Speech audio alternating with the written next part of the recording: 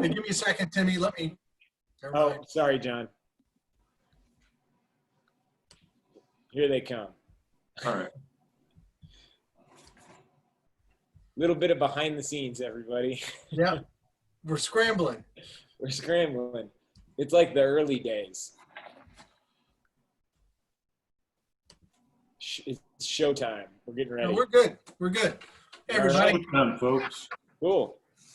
I'm, let me see. I can't see everybody that's here. Let me pull up participants real quick just so I can see the. Thanks for tuning in, everybody. Yeah. So thank you, Don and Bill and Chris and myself and Timmy. Yeah. Vanessa's going to be here in a little bit. I think Dale's going to come in. He always sneaks in a little bit late. Yeah. But a couple of things real quick. Just wanted to say hi to everybody and thank you for being here again. We're going to do another night of Tim Trabon photography. This is brought to you by Visual Arts Passage, and our classes are up and running. We just started our 5-week classes, so the next time you can enroll is October 10th. You can enroll before that, but our next classes start October 10th. And we got some new classes coming up that are pretty cool that you'll be hearing about over the next few weeks. Our drawing night, we're here for drawing as always on Thursday night. Here's a little preview of everybody that's been assisting us along the way.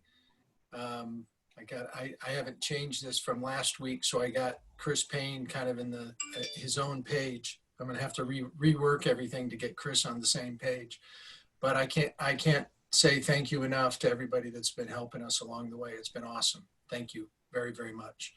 I have, again, we're going to be drawing pictures from Tim Trabon's journey through the Amazon, but I want to stop sharing real quickly.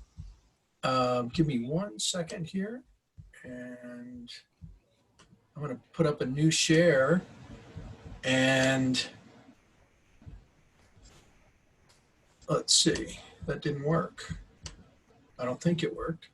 Did it work? Oh, here we go. Oh.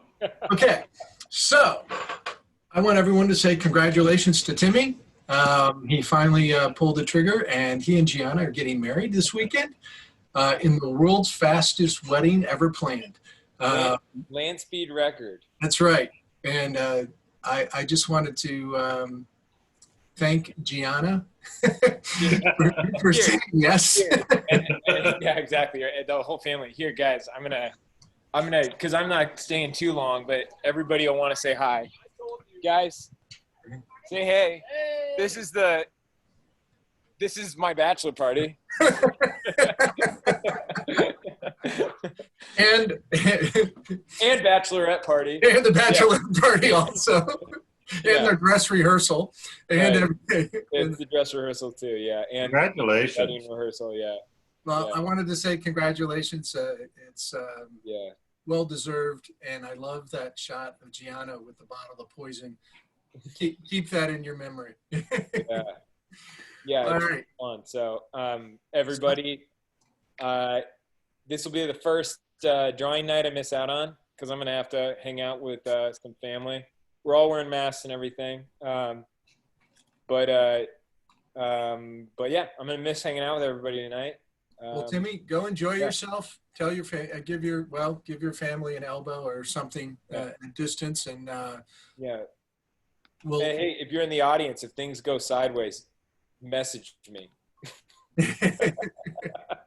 We're gonna be just fine. Let me know. Let me know if things go sideways with these guys. No, Just say it's not my fault. Yeah, it's gonna be just fine. Yeah, you all have permission to ring the bell. So, all right. Okay, well, so cool. First up tonight is Bill Cobb. You can go to the website and grab the photography. I think they're all in order. They're in order. Okay. Yeah, they're in order. So we are good to go, and I'm going to flip over to Bill Cobb. Hey, Bill, which one of these? There's two of you in here. I'm gonna I'll turn here. I'll just make it easier. There. the one with the video. Gotcha. Yeah. That makes sense. And we are good to go. Let me stop Yeah. sharing. Um, Okay, everybody can see Bill's desktop or his well, his drawing board, I guess, not his desktop. yeah.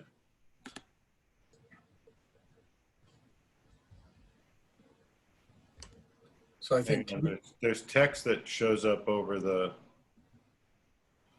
Looks good to me, John. yeah, Yeah. but I do it right. Yeah, you did it right. Okay. There we go. The first 20 minutes are going to be a breeze. Well, we were joking. Gianna goes, wedding episodes always do really well. And I was like, yeah, we can figure out a way to monetize this.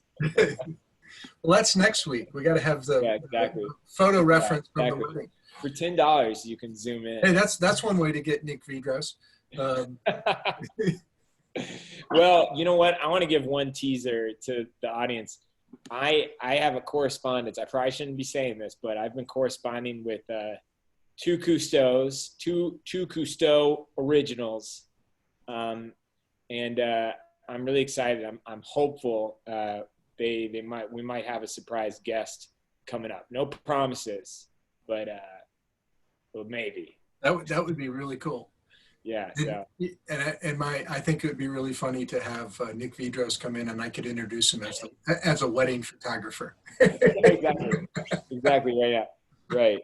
Yeah. And I do want to say, we're having a small get together with family. I don't want people to think I'm a COVID denier or something.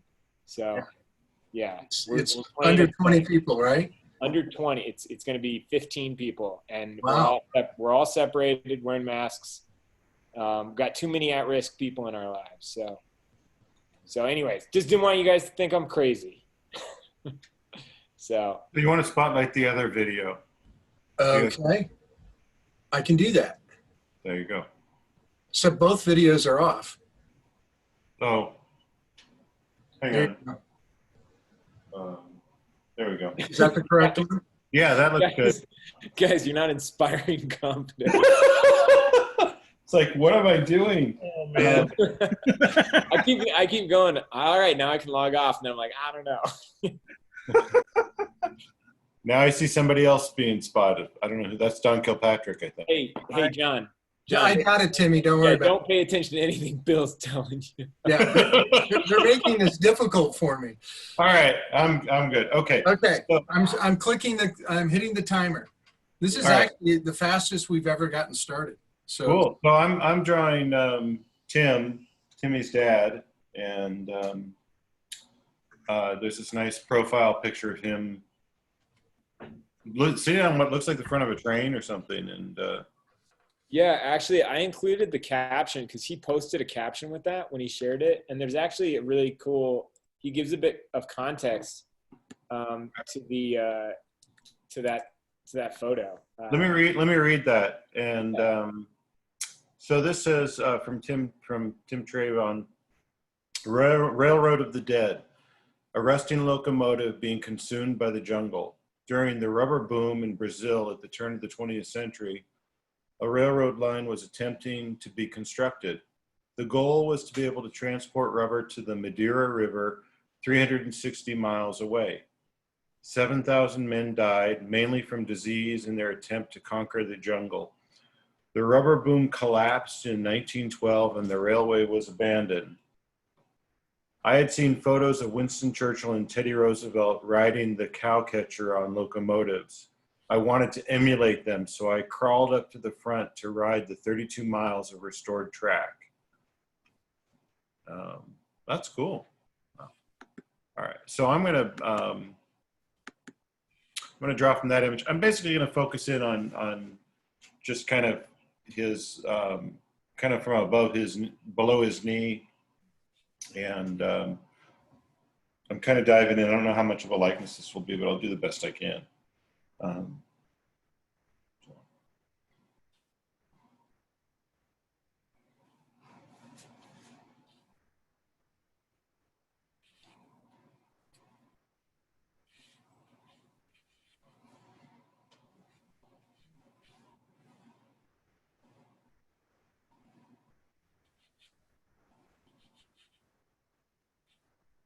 All right, I feel like you guys got it from here, so I'm gonna head out. Have a nice All night, right, Tim. everybody.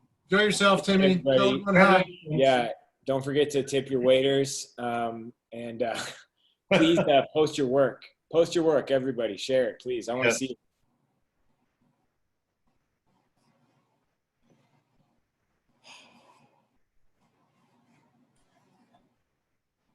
A lot of pressure on me tonight, guys.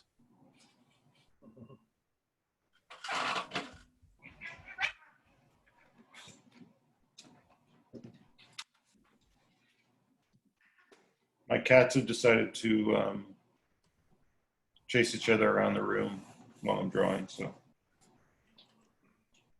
I'm just kind of, I mean, a lot of times I'll start drawing, I'll actually just start drawing the shapes that I'm, you know, the actual shapes I see. But right now I'm just sort of laying out a rough kind of outline, I guess more of a gesture drawing of what, you know, where his body is, where his arm is. And I'm kind of using the size of his head as I don't know, I call it my goalpost, like where my fence post, like where his head is, the distance from, you know, the top of his head to his chin in relationship to the chin to the arm. That looks pretty close to me. I'm not going to worry if it's exact.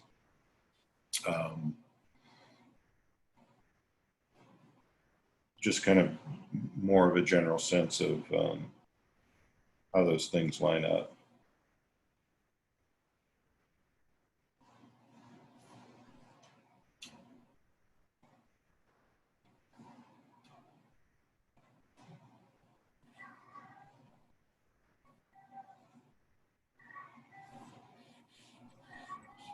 You know, and I can always change things as I go. I'm still getting used to the new glasses and drawing with them, and the distortion.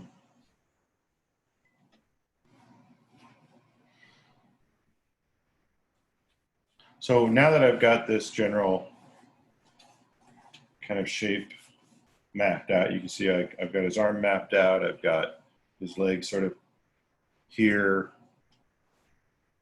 I know where his arm's going to be, sort of where his hand's going to be. I'll fix where these metal rods are if I want to include them later.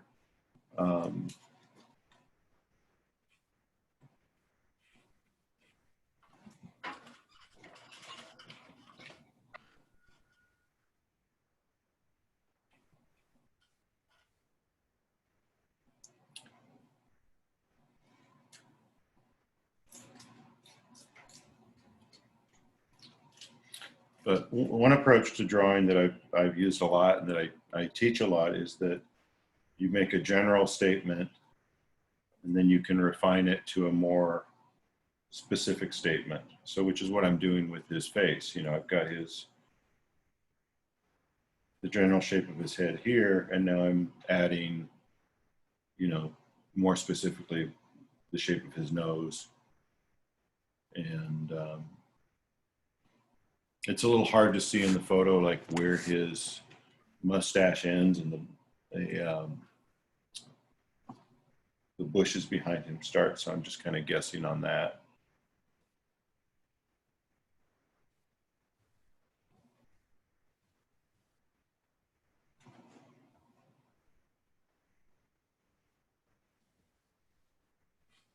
And then from there, I use whatever information's on the page already to inform the next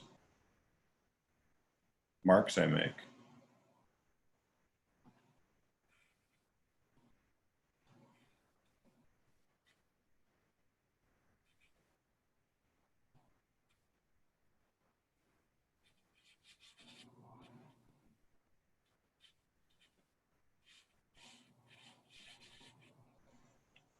I think there's, you know, what you think you see and what you add from the information you have in your head to what you actually see. And I think that the real challenge is to find out a way to, you know, combine those two. you know, I'm being much more literal than with this approach than a lot of people are. And I think it just kind of depends on the subject matter.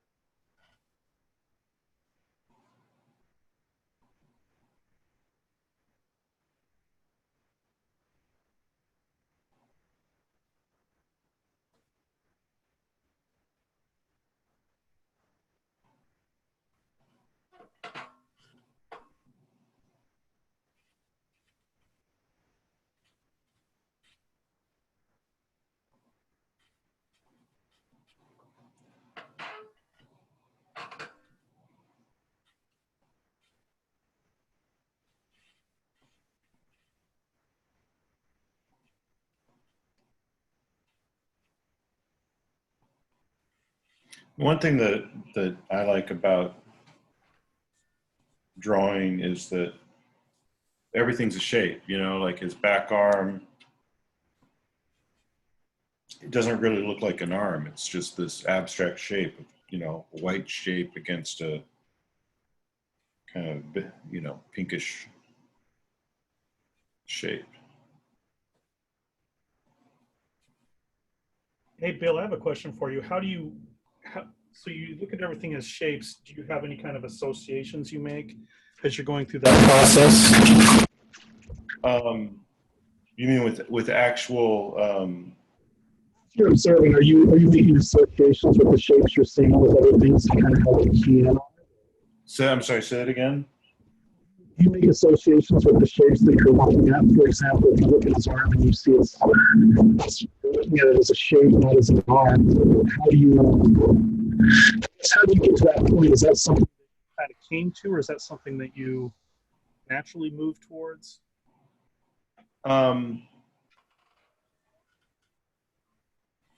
Well, I guess I started seeing things as these abstract shapes, and that helped me to draw things that were more difficult. Some of your audio was kind of breaking up there at the end. Oh, sorry. But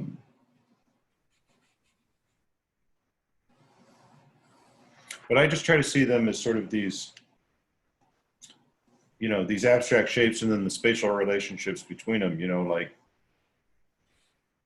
where this little ball's coming in to this tube shape and how that's related to the shape back here behind that. And then, you know, I see the locomotive there as another shape.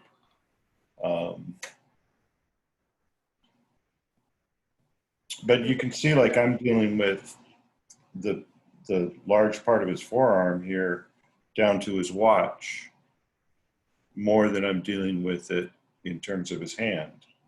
So I'm not really seeing it as an arm as much as I'm, you know, seeing it as this large white shape on his sleeve versus his arm shape. Yeah. And it doesn't matter if the shapes are exactly what is in front of me as long as they work together. I don't know if that's what you sort of meant. I guess so, but I guess what I was trying to get to is that something that you had to train yourself to do, or did you feel like you came by it naturally when you were?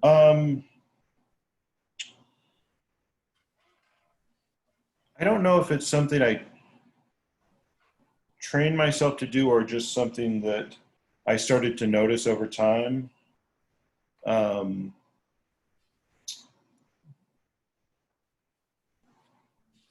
So I guess naturally would be the right,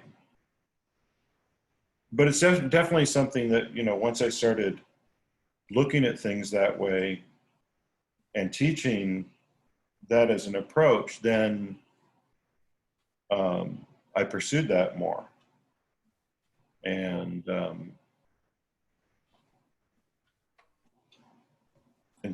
sort of consciously chose to pursue things with that approach, which is very different than the sort of like, you know, build a structure and then kind of draw around that structure, you know. And so I'm still keeping in mind, you know, the overall structure that this is a body. But one thing I've noticed is that just from, you know, different problems with seeing and, you know, drawing with and without glasses, at times that depending on whether I'm wearing glasses or not, or what kind of glasses, whether I close one eye or not, you know, reality kind of flattens out. And so I guess after noticing that naturally, I start to look for that now. Oh, cool. Which really, I think, came out of trying to figure out how to draw hands.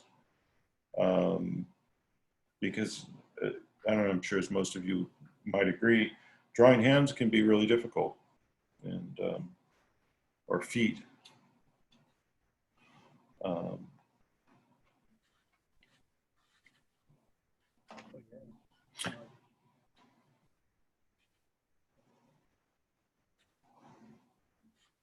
But once you start treating everything as a shape, then it becomes, or drawing a likeness, you know. Right. But once you treat everything as a shape, then it becomes, easier is not really the right word, but just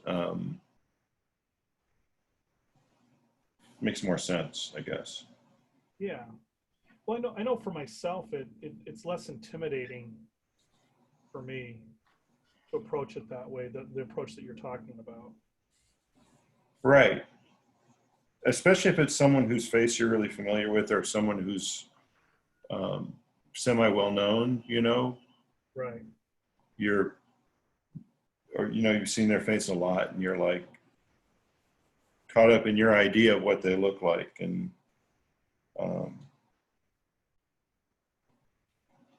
that goes back to that thing of drawing what you think you see and drawing what you see. Right.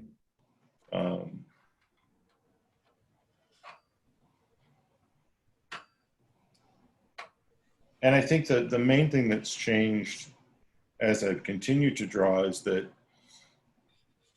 I'm much more aware of how different what's on the page is compared to what's in front of me. And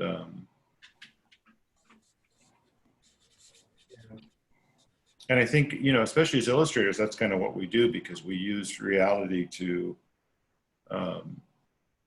construct something, you know. And what we're constructing is sort of it's like directing a stage play. You know, you don't have to have all the pieces there. You just have to have the ones that tell the story. Right.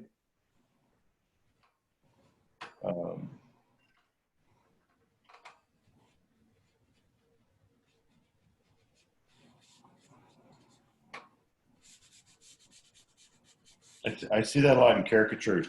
People that caricature really well, you know. Oh yeah. Especially somebody like, you know, Hanok Piven, Right. who, oh my God, you know, he does Barbra Streisand with like a microphone and a banana, and Right. you know, you're like, oh, that's Barbra Streisand. Yeah.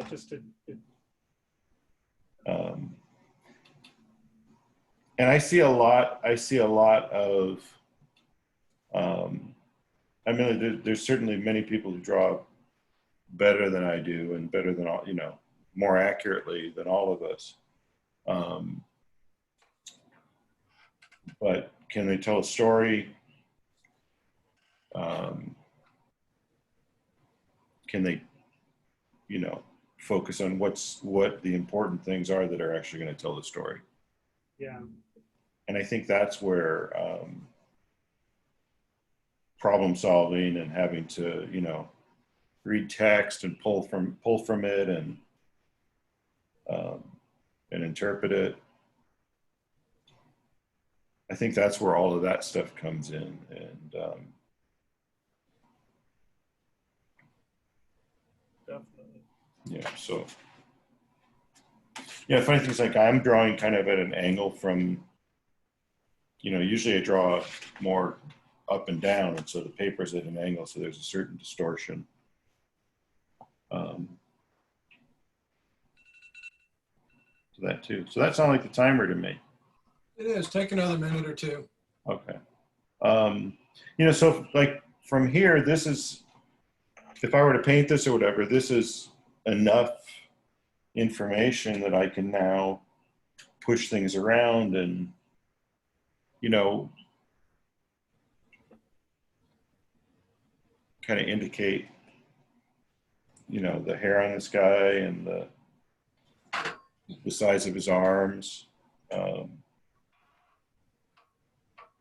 I love that you can sort of get the feeling of wind in the photo, you know, that's in the photo. Yeah.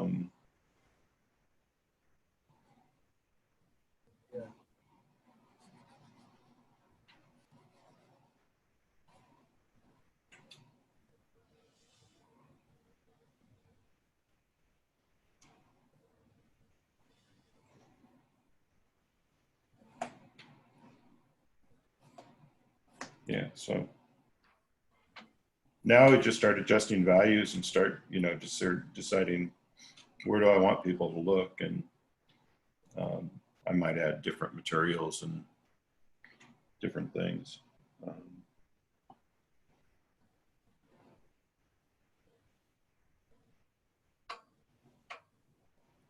Kind of focusing on his eyes more.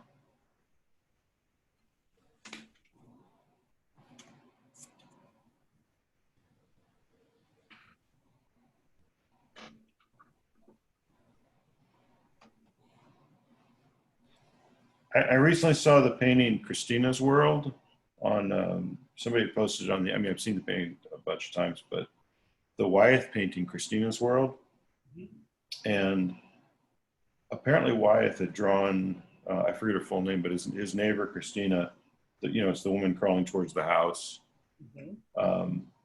He had drawn her many times and painted her many times, but apparently the model for that was Wyeth's wife, not Christina. And so, but you don't question that when you look at the painting. You just see, the reality that's presented in the painting. And knowing that it's actually Wyeth's wife doesn't really take away from the power of the piece. I mean, it changes how I look at it a little bit, but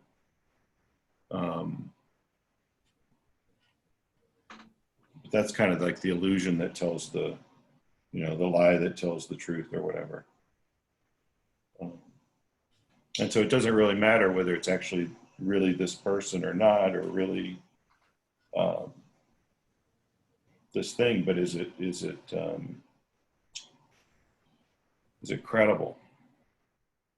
Right. Do you believe it in its own reality? It's like looking at a Steve Brodner drawing of all these wonderful characters, and he's drawn Trump to look like a badger or something. He's stretched people's heads. Like, it all has this internal reality that works, that makes sense, and that's what.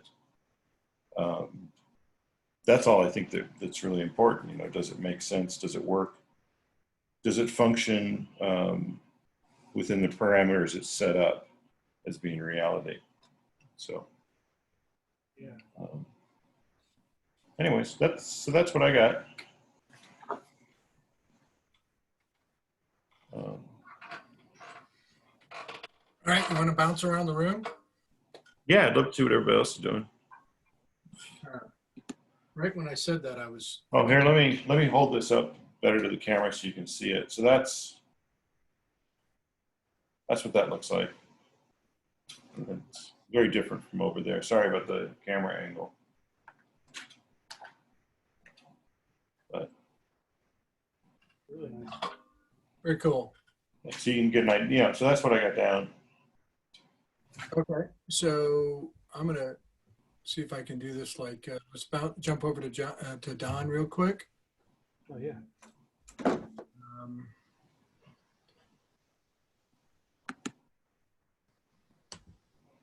Did that work? Yeah, Yeah. I think so. Very nice. Thanks. That's a great shot. Yeah. Really nice. Thanks. Okay, let's go to Chris Payne.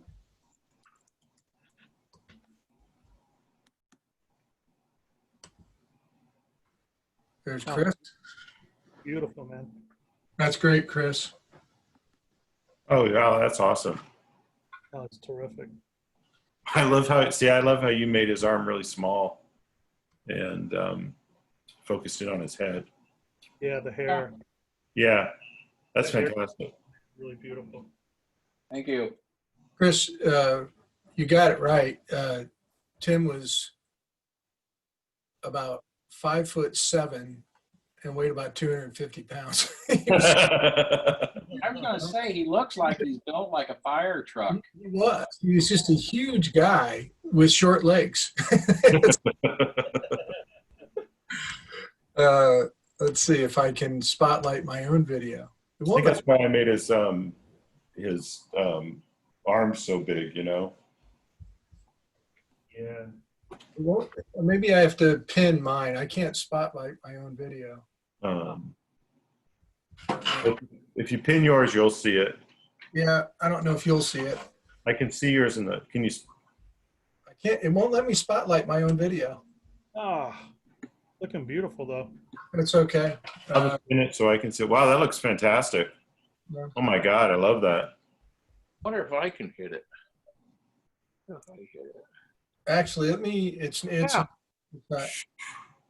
It's not that great. That's really cool, John. There you go. Really nice. So number 2, we're up. Chris, you going second? Yeah, what am I drawing? Hey, let me go to the. Good question. Well, I was going to work on Tim, and so then what's left behind? It doesn't matter, like I said. There's a cowboy. I think the cowboy. I thought somebody was going to do the cowboy. He was going to do the fisherman. Oh, the fisherman. Yeah. I can do the work on the fisherman. Okay, let me see what's. Hey, hold on. Give me 1 second because of order here. That's fine. This is I was going to draw the kid, but I ended up drawing Tim. So this is the hard part without. honestly, I don't know, Chris. I don't know what's going on. That's all right. I was doing a piece earlier this week of Steve Bannon, Chris, and I was thinking a lot about your Jack Nicholson portrait. Oh, yeah? That bit where you just have this big kind of shape for his head and the lights and the darks in it. And Okay, well, the cowboy is up second, then the fisherman. So yeah, Chris, you're good. I'm doing the cowboy? You're doing the cowboy. That was one of the 2 you picked, right? Correct. I picked Tim and the cowboy. All right.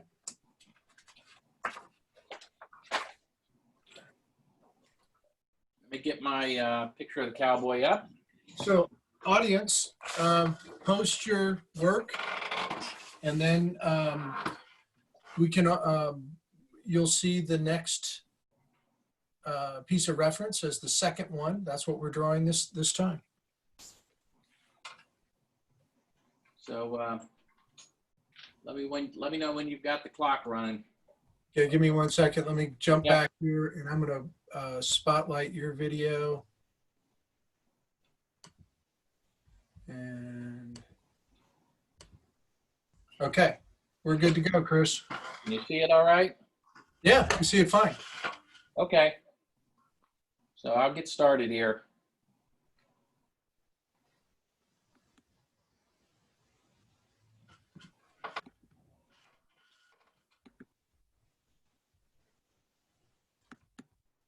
Yeah, I got to check the other participants.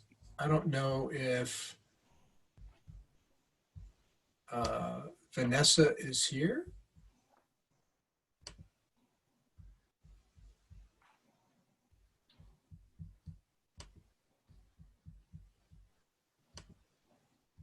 Let's look around. We'll see if Dale sneaks in.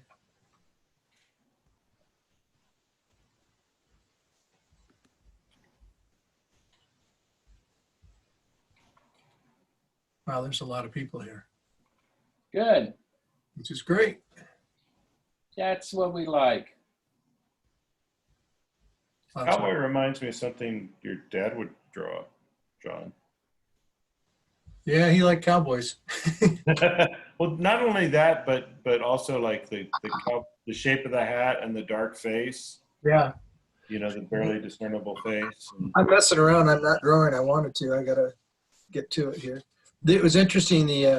As my dad got older, he went back to all the things that he really liked in life. He drew cows and horses, chickens, and cowboys. that's cool. Yeah. Yeah. It's pretty primarily what he did the last 4 or 5 years of his life. Yeah. Once in a while, a geisha or. That's right. Every once in a while, figure. I still remember seeing his little stack, one of his many stacks, I'm sure, of little tracing paper drawings. Right. And there was like one section that was like geishas and one section that was, you know, Indians, one section that was cowboys or something like that. And each one of those, like you could already see the painting in it. That was his reference he made from his thumbnails. You know, it's like a lot of the times he wasn't looking at anything. He was just making stuff up. Yeah. And he used it, watching him. It was fun watching him do a demo. It's like when we were talking about that last night in study hall, that a lot of times when you watched him do a demo, he would look at his little thumbnails like he was rendering a piece of reference. I remember that from when I was there at the academy. He was doing a landscape like that.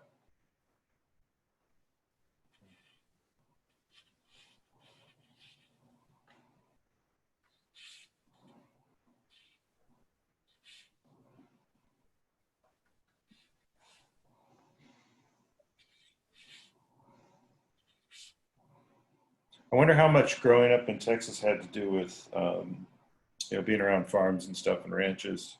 Oh, it was everything. Yeah. His first job was painting rodeo signs for rodeos that were coming into town. Nah, John, you got to get it right. His first job was picking cotton. Yeah, that wasn't an option. Yeah, well, the thing was, I love It was a punishment. That wasn't a job. But I love the story. I love the story, though. He was picking cotton for a penny a pound. And so he sees this guy painting a rodeo sign, and he's watching him, and finally he says, "How much you get paid for that?" He said, "Like $50." He goes, "I got to learn how to do that. That's what I got to do instead of this picking cotton stuff." Monetizing your skill set. Yeah. Or All right, what did I do with it? What did I do with my piece of paper? Oh, well. All right, here we go. Got 20 minutes. I got to see if I can do this in 20 minutes. So I've been playing around with colored pencil on the texture gesso. It's fun.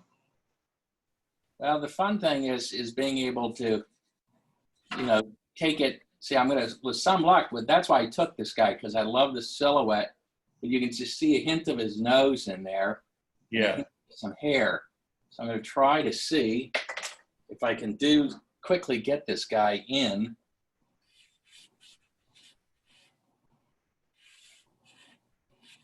Draw this guy.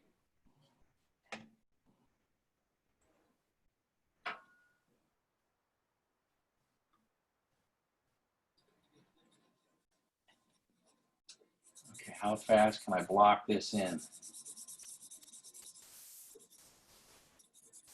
Yeah, I was looking at some of your stuff and how you just will add like a little hint of color, in one area, like a little pink or a little red. Yeah. And Well, it really, it's amazing how the texture, it doesn't take much with the pencil to get that hint. right. It just grabs it so well. And that's what I love about that stuff. Yeah.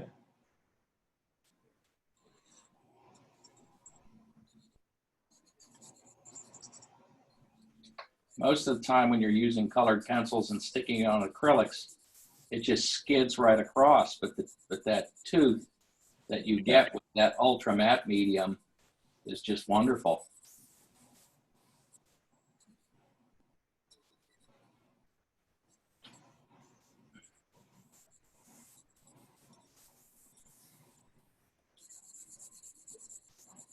And if I really was prepared, I probably should have had a dish of ink out here with a big fat brush and just slop it down. Oh, yeah. But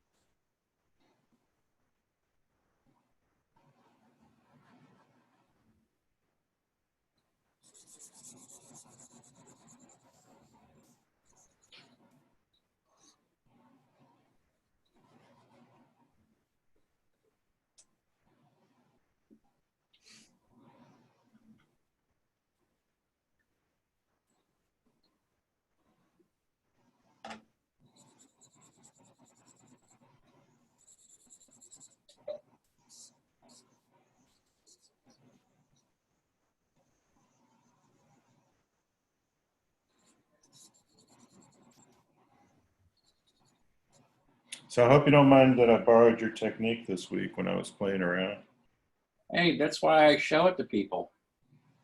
You know, that's why we do this. You're going to do whatever you want to do with that technique.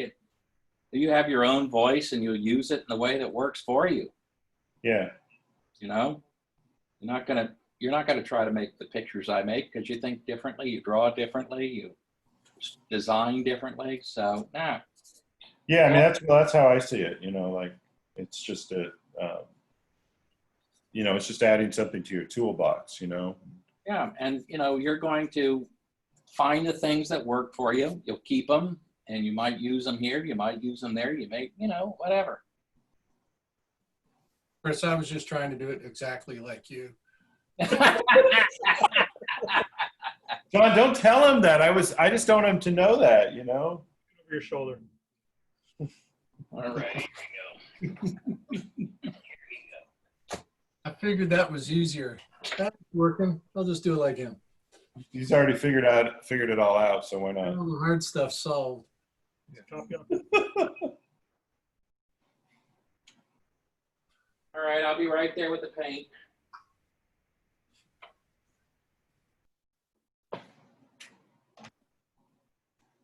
Yeah, we always joked about it at the academy that you could take everybody that was there, that was doing demos and working with the students, whatever. You could you could put them in a circle, put all their materials in front of them, and tell them to stand up or sit in a circle and stand up, and then move three spaces down, switch materials. The work would still look exactly like that. You could tell who did it. Right, exactly. And Of course, we never did that, but it would no, be. it would have been good. But we did trade, trade lots of materials and stuff. Yeah. Well, for me, it was just trying to just get something different, and that approach is fast. You get your lights and darks established really quickly, and it also kind of worked with the subject matter. Yeah, I got to mute this because I'm going to turn on the hair dryer.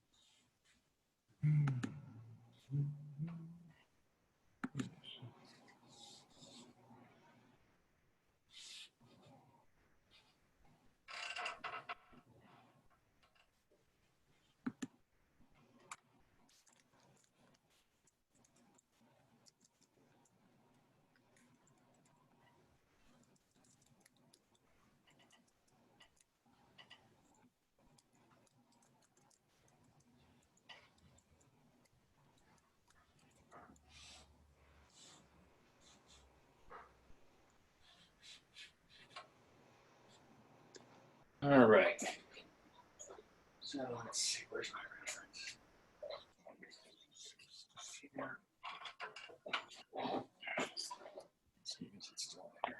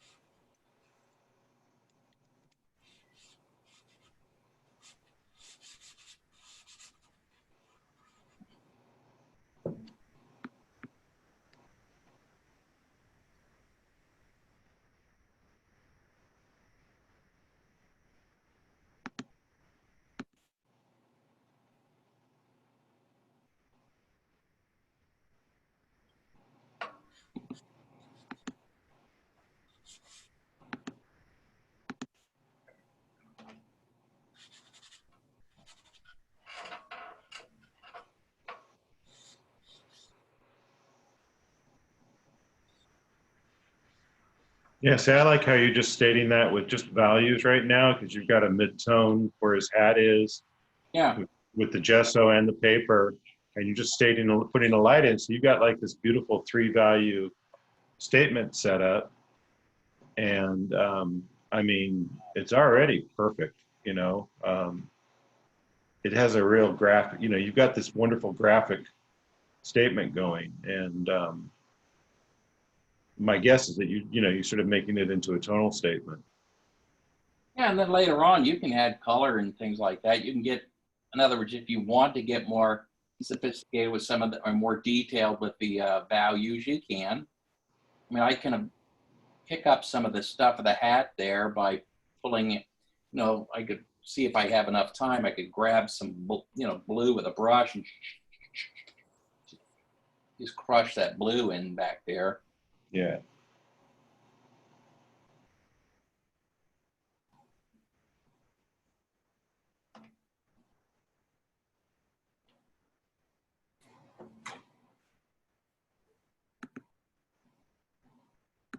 I also like how you've cropped in on your photo on your phone, like to the stuff that you want. Yeah, well, you just have to. I mean, it's just that's due to 66-year-old eyes, really. I've got boxes of these old Polaroids I used to use for reference way back in the day. And I Yeah. look at them and I'm going, I can't believe I use these things for reference because they're so, Polaroid pictures are so tiny. Oh God, I know. I've used tons And of I'm them. like going, how did I see this stuff? Right. Simple. You were younger. You were younger. You had better eyes. Chris, when I was collecting things from my dad's studio, and when he worked at art staff in a studio situation, he used to draw from the contact sheets, the little Oh, tiny contact yeah. sheets, the printouts, because he didn't have the time to get the Right. stuff printed. Sure. I was lucky for a while there when I was living in Dallas. I worked with some photographers. And so I shot things in black and white film. And so I could just make my contact sheet, just simply immediately pick it and go. But still, I totally understand what you mean. What I would do is, and that's why you own a magnifying glass. I have a magnifying glass and I use it all the time. You had a magnifying glass and a reducing glass. Yep. Oh yeah. Well, Reducing glass keeps you from standing up all the time. You can see your whole piece of work real quickly. Get away from it and look at it from a distance without having to stand up. Yeah. Very valuable little tool. That's one of those things that's probably in that art supplies that don't exist anymore box. Yeah. Well, I certainly don't use one, but I never have. I have one somewhere. It's now a piece of sculpture at your home. Yeah.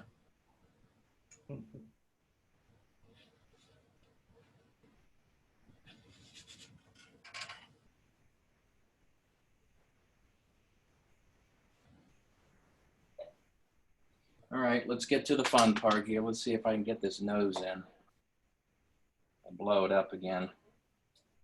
The tough part is, he's wearing one of those hats that's got like a mesh to it, mhm. Oh yeah. and so therefore it's really hard. I got to use like a dot pattern, it looks like, to be able to get that nose.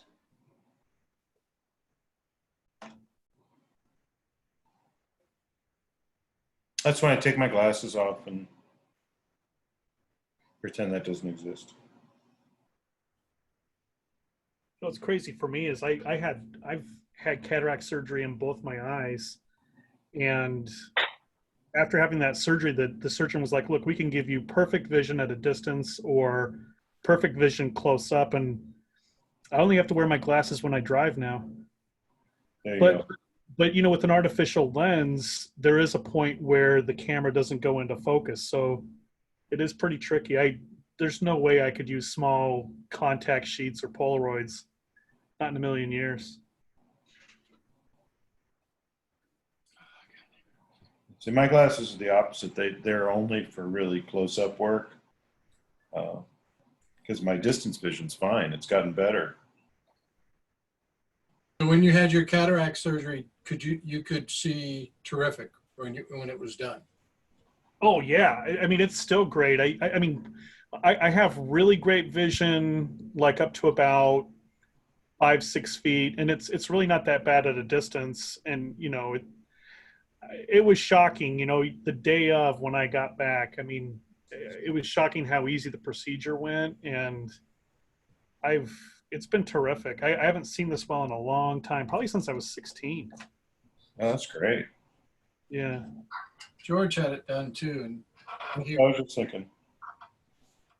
it really made a difference for him. Oh yeah. I mean, well, I was kind of made aware of it. I was driving home from work, and I'm always like cleaning off my glasses, right? And I had this big smear mark, and I was like, huh, at the stop sign, I clean off my glasses real quick, put them back on, and I still have that smear mark. And I was like, it was kind of worrying me, and I, sure enough, had to get them done, and glad I did. I wish I could be so lucky. Seriously, it's so frustrating, especially drawing from the model. Yeah. Because it's at a distance, and you're trying to adjust your eyes all the time. I mean, going from 18 inches or 16 inches to your board, whatever it is, and then trying to adjust your eyes, and it's in a really low lights situation usually. So Yeah. Oh man. it's a tough thing. Yeah, I did notice a big difference with that in particular when I think about it, because there were a couple of I was teaching figurative drawing and painting quite regularly, and then I took a couple semesters off to teach other things, and came back to it after this, and I'm like, wow, very much than it was before. I was really struggling before, not realizing it.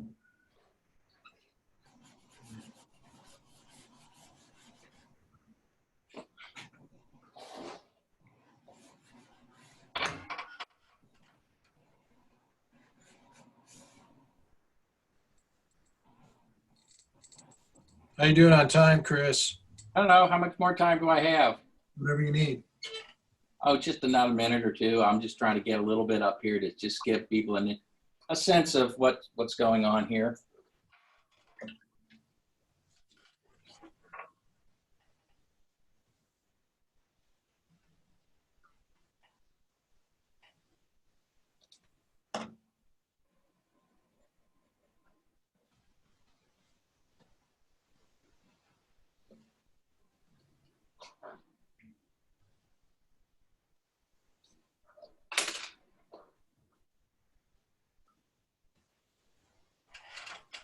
Let's get that one little line right in here.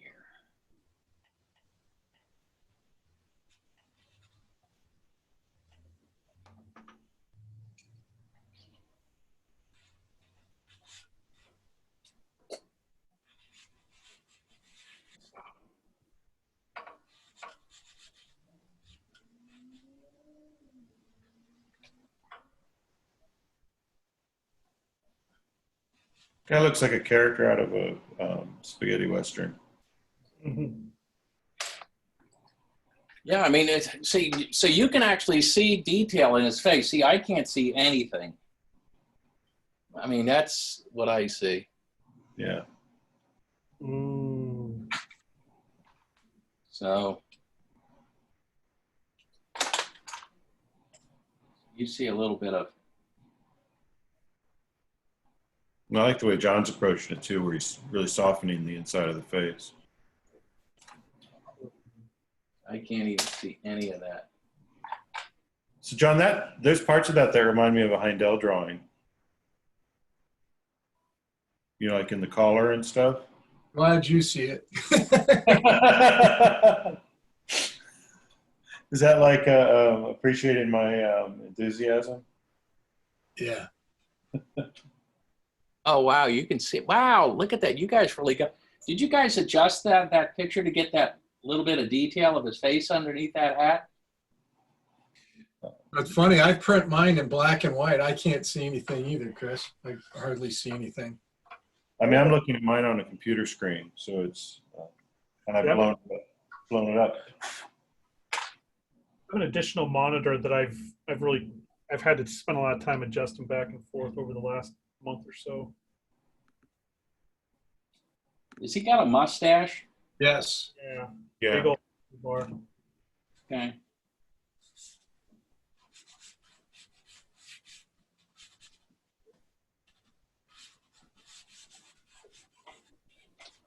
Yeah.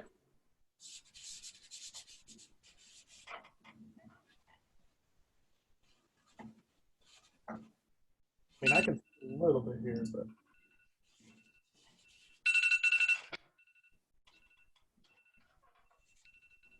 Oh, there's our favorite friend, oh man. the enemy. The enemy, the clock. I've got some books by the Italian artist Sergio Topi. Sure. He kind of reminds me of a character out of that, or out of. Have you ever seen El Topo by Jodorowsky? No. Uh-huh. He sort of has that sort of look too. Yeah. That's one of my favorite bizarre movies.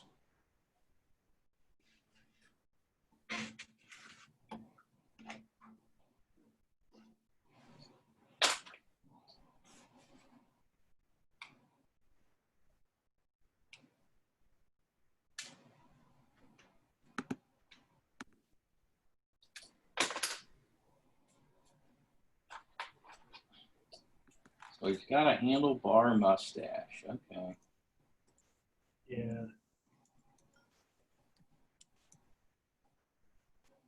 I don't even know how you guys see that in that thing.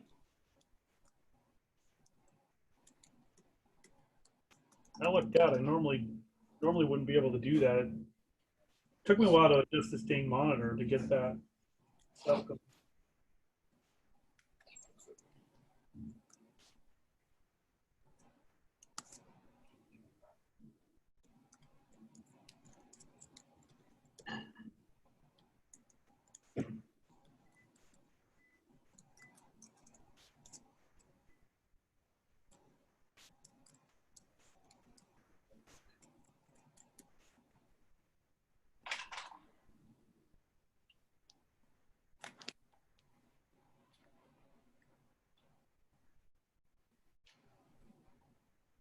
Yes.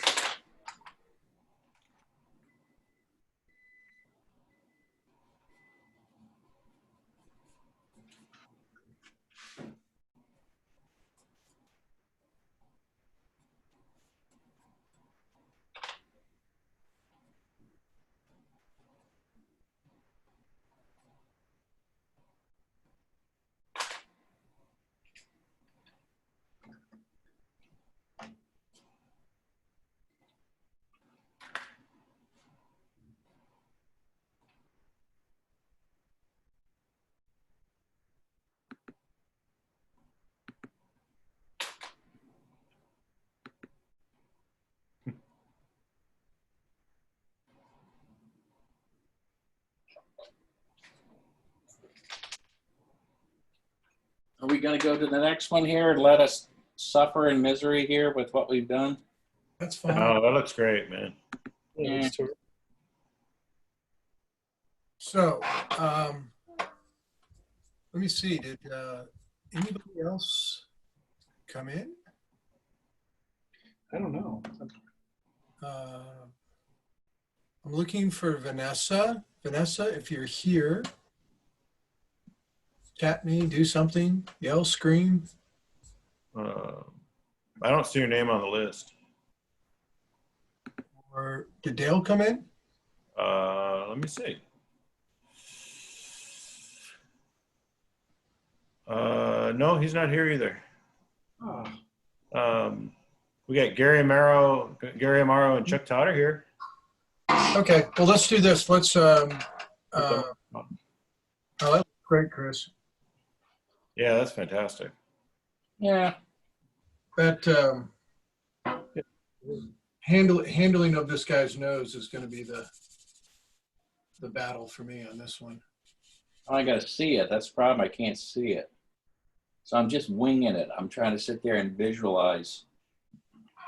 Why don't we do this? Why don't we have Vanessa was going to come in and draw third. So Don, you want to draw now? Sure. I can go. And then we can do, somebody can double up. Yeah, sure.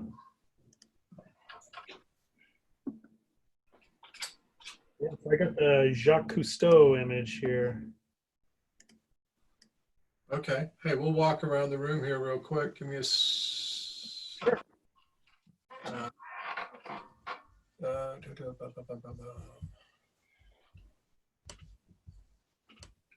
Panelists. We'll go with. Well, we've been on Chris, so we'll jump to Bill Cobb. I think it's this one.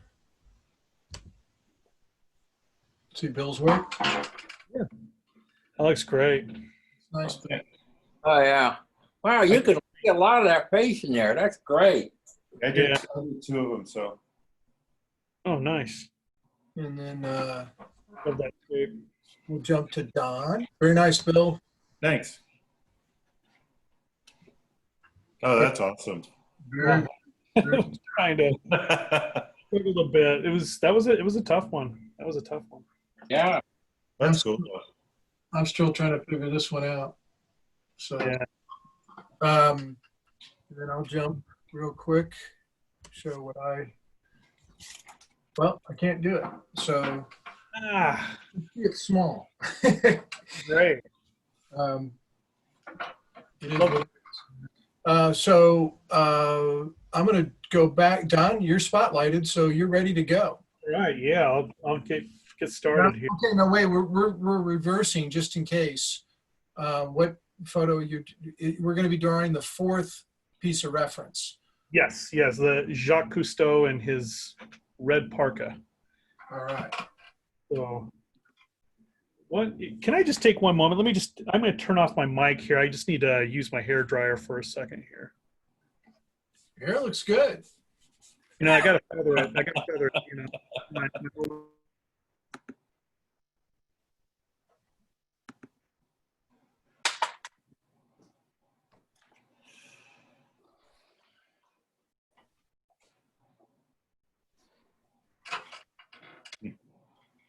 All right, sorry about that. Just had to get that ready so I could flip the page.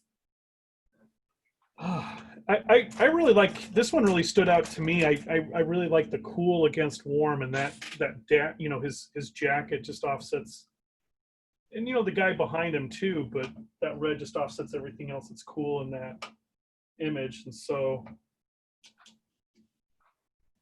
You know, it's funny. You know, one of the things that I would struggle with that, Don, and you see it differently than I do, is the lighting in that is really flat.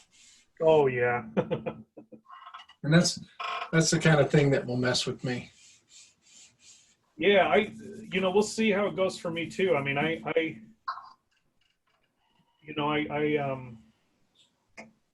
yeah, because you're right. You know, it is hard to catch. You know, there is very subtle form shadow on his face, and I'm hoping I can, you know, get a likeness. And just, you know, just painting or drawing Jacques Cousteau is, I don't get a chance to do that very often, so I'm excited for that. So. Now, I know Timmy told me this. What was his dad's connection to Jacques Cousteau? His father, all of these photos were taken on an exhibition with the Cousteau Society. Wow. And actually, it was my father that helped make the arrangement. My dad had befriended John Denver by doing all his album covers for a while, or doing multiple album covers, not all of them. And then became friends with him, and he was very involved with the Cousteau Society. And Tim found an entry in through there, and they offered to do some printing for them. And Tim's one of the biggest interests in his life was to do what they do, travel around the world and, as an explorer. And he ended up going in '82, going on to expedition through the Amazon with them. And then Tim, after that, became the CFO of the Cousteau Society and was for over 20 years. Oh, that's pretty amazing. I didn't realize. I mean, I knew he was connected, but I didn't realize it was that. Wow, that's pretty awesome. Yeah, it was really awesome. You walk into Tim's office, and it's just like at his funeral, the minister that was talking and performing the service said that, I love this description of Tim. He said walking into his office was like walking into a walk-in trophy case. And these places that he had traveled around the world was just absolutely amazing. Oh, Vanessa just sent me a message.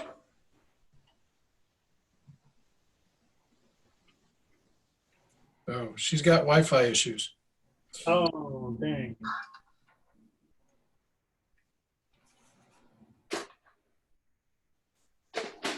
Exactly what I sent to her.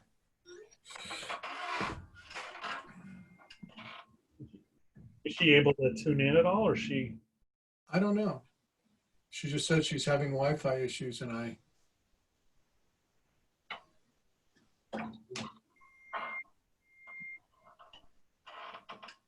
Come in if you can.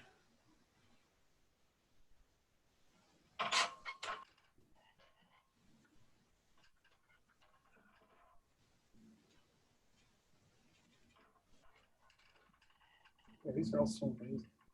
Now, did he take a lot of these photos? These are all his photos that he's taken. Oh, awesome.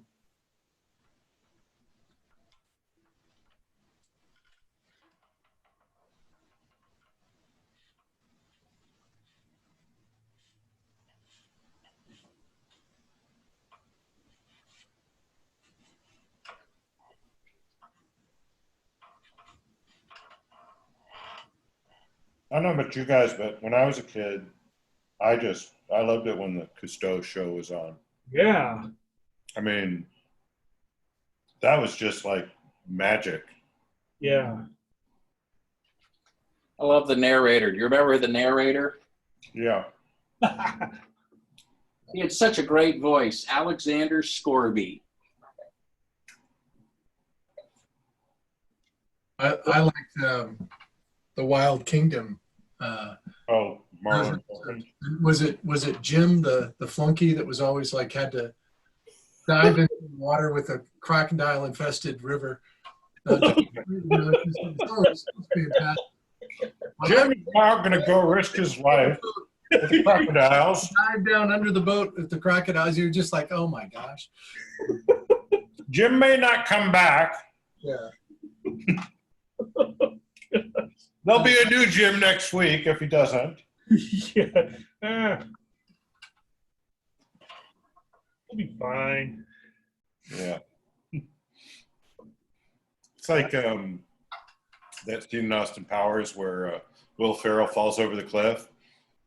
It's like, I'm in a lot of pain now. Yeah. It really hurts. It really hurts. Yeah. Can somebody help me? Yeah, keeps interrupting their dialogue there. That's great.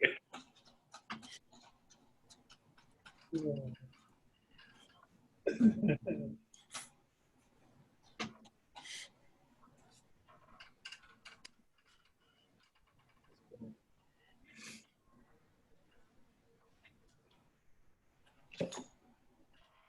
It's like, I mean, it's that nose is so amazing to draw. I'm just trying, I really follow a very similar approach. I was asking a lot of questions, Bill, because I employ a lot of that myself when I paint or draw. I actually feel more comfortable painting than I do drawing in a quick turnaround like this. Yeah, I can relate.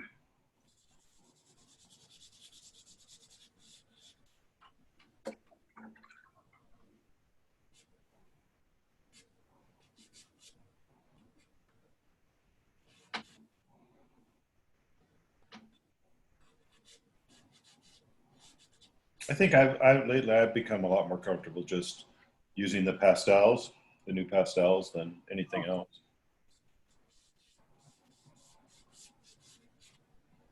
I ended up buying some of that ultra matte medium. I just haven't had a chance to bust it open yet. I was debating on doing that tonight, but I wanted to give myself a little bit of time with that, mess around with it. You'll have fun. You'll enjoy it. Yeah. So no, I use the clear gesso. Oh, okay. That's what I've been using. I just find gesso to be a little bit rougher. So there's ultra matte. I haven't heard of ultra matte media, so that's a little different. Yeah. I'll try that. Now I got the secret. Secrets. I know all the secrets. I'm using the wrong stuff. Yeah, no, I really appreciate that, Chris, because it was I could see myself really taken to that with it has a lot of similar printmaking kind of textures to it, and Yeah, I just find the fact that for doing sketches where you're trying to do things really relatively quick. And the other thing too, as you guys recall, I used to do this technique where I was using this spray fixative. yeah, And the thing is that spray fixative, they don't make it anymore because number one, photographers don't retouch with, paint anymore. It's all done digitally. So there's no need for it. So I had to figure out what was I going to do to seal my work, as I was transitioning from, the oils into the acrylics and all the other nonsense that I use. Yeah. I just sort of said, okay, well, use some standard spray fix, but the standard spray fix leaves such a shine to it, you can't get to it. So I said, I got to put some texture back into it. And that's how this stuff sort of came about. oh, cool. What was the spray fixative you were using? Sure Guard.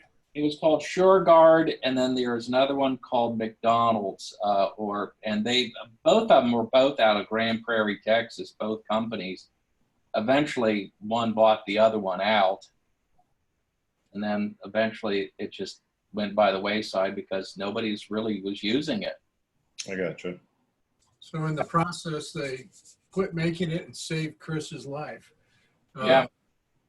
I mean, it's probably, Stuff was brutal. oh yeah.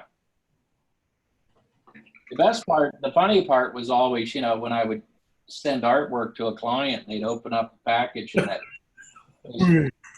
come out and knock people out. What the hell was that? It was fun. Funny. I think, I don't know, this might have been a couple of years back, but Francis Vallejo found, I don't know where he found a stash, but he found a stash for students that were taking his mixed media illustration class. I don't know where he found it though. I keep forgetting to ask him. And Well, the bottle looked a lot similar to what I remember you demoing with, a ways back, so. yeah. It stays hidden. No, I don't. Like I said, I don't use it. And like you saw with Sterling's demo, he found a way to do it without using any of those spray fixatives by his washes of just plain acrylics. Yeah, I started using the matte medium recently as a, kind of layering things. And that seems to be, sometimes things smear a little bit, but that seems to work. But I used to use Krylon a lot. Well, yeah. The crystal clear and That stuff was brutal.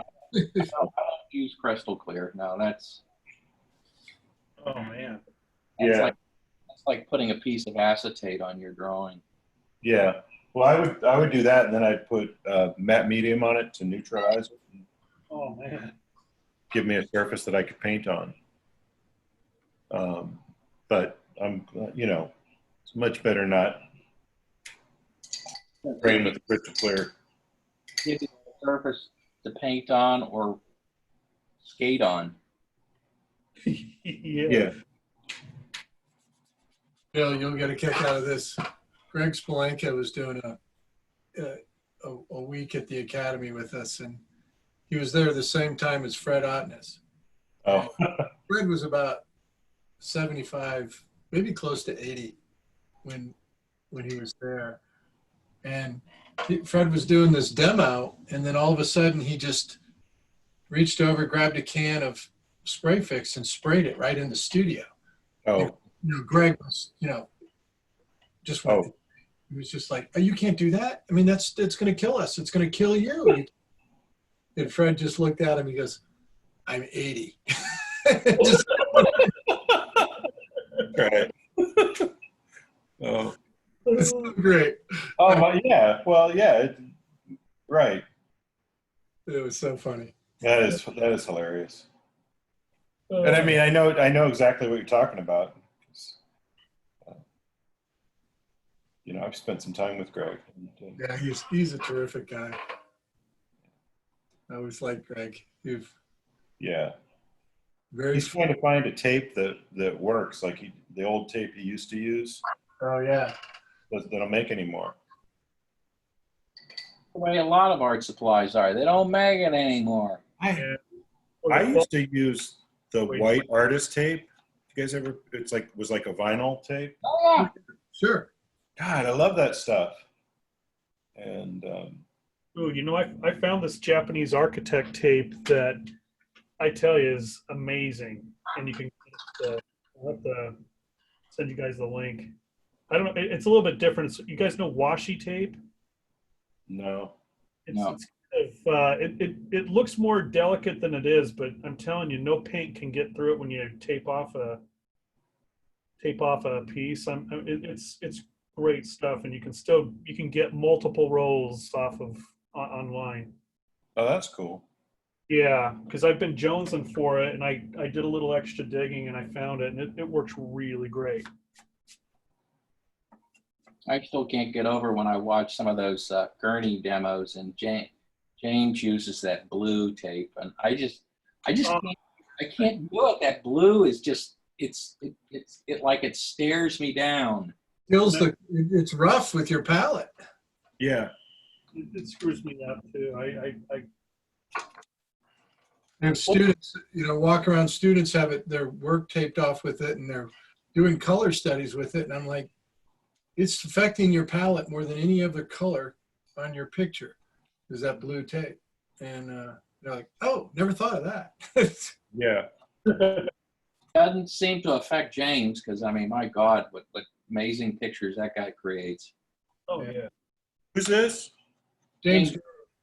James Gurney. Yeah. Oh, James Gurney. Yeah. Well. The dinosaur guy. Yeah, I know. Yeah, no, you're right. Also, the books. His books are fantastic. Oh yeah. Yeah. I walked into Spectrum. Well, the last time they had it live, my dad and I went to meet Arnie and Kathy Finner and at the hotel where everybody was staying. And my dad got there before I did. And when I got there, James was sitting my dad was sitting at the bar, and James was doing a painting of him. And then my father said to me, he goes, "That guy's making me really nervous. He keeps staring at me." Tell him who he was. It was hysterical. You could really have had fun with that, James is a pretty serious guy. I don't know. I should. I meant with your dad. Like you could. Have fun. It's serious. I mean, I've watched videos of James doing paintings while riding his unicycle. I don't know if you've seen any of those. They're really funny. He's got a good sense of humor. Are you serious? Oh yeah, he did demos with him riding. He was riding on a unicycle. You're kidding. I thought you were joking. Google. They're there. That's crazy. Yeah. Yep. Yeah.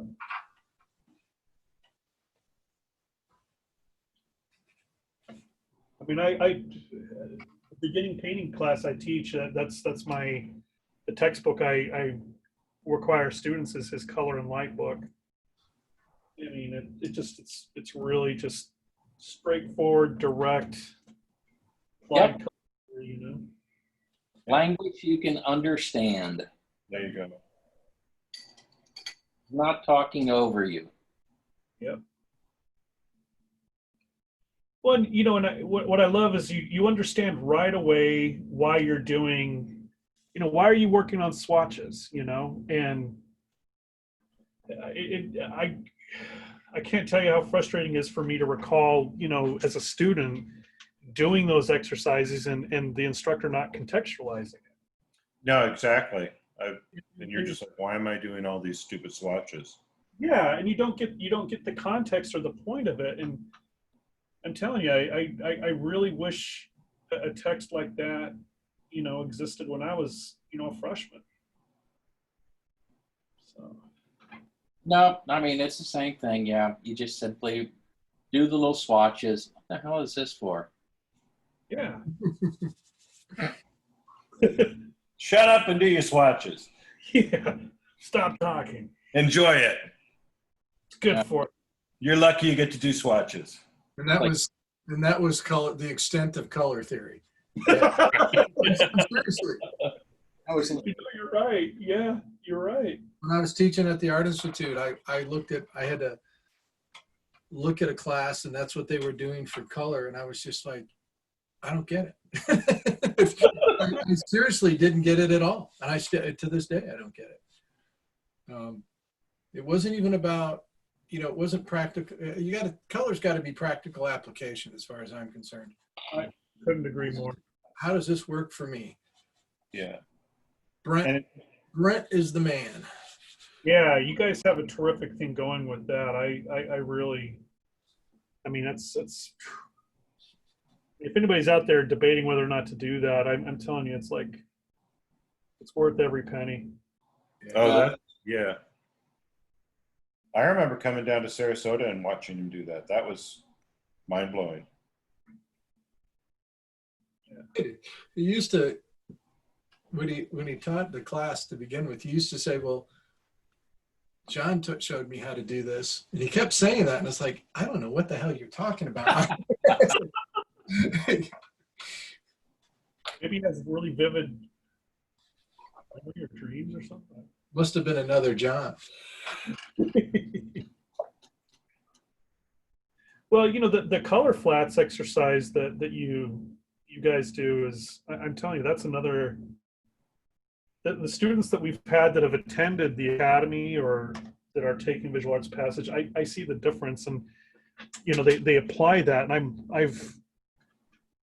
it's nice to have that reinforced, you know, because I have a student when they're a freshman, and then if they get that reinforced by you know, these are the types of things you just have to have reinforced again. Yeah. You know, it's just repetition. You got to get those reps, and I think, you know, you got to build those bridges between them, and it's really valuable stuff, and it's good to go over it at any point. I feel it's just as important for me now than it was as a student, you know. Oh, yeah. You never stop. I think it's always great to be refreshing, you know, refreshing all those things. Well, it's just like, it's like practice, you know, it's just, you play with it and you practice with it and you get those. You keep getting something out of it. Hey, Derek Jeter played, 21 years in baseball. And guess what? Every spring training, he worked on the fundamentals. Yeah. Yeah. It's just, you just gotta keep your game up. Well, and it's like, you know, Jordan with the free throws, you know, I mean, he was doing free throws when other people were just kind of, well, weren't. And, you know, it's a big differentiating factor. I mean, yeah. Well, contextualize it a little bit better. Chris is sitting here in drawing class. Yeah. Yeah. Same with my father. You know, he'd go to life drawing class when he was 80 years old. Yeah. He could draw, and he still felt like he was a learning process. Yeah. God, Don, that looks fantastic. That red you've got going down there in his face. It does look good. Jeez, man. That's beautiful, Don. That's really, really gorgeous. Thank you. I Yeah, appreciate on it. I'm glad you said something, Bill. I hadn't even loed at it yet. I've been still drawing. I'm not, paying attention to my own. Yeah, I mean, I think getting a really bright, clean red Oh man, yeah. that's that saturated and then trying to get the shadows right with that without it getting too gray. That's not an easy thing to do, and just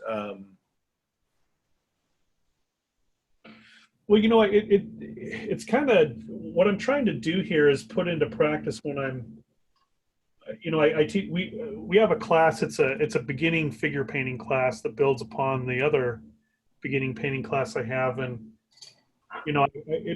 I have students do 3 value cubes.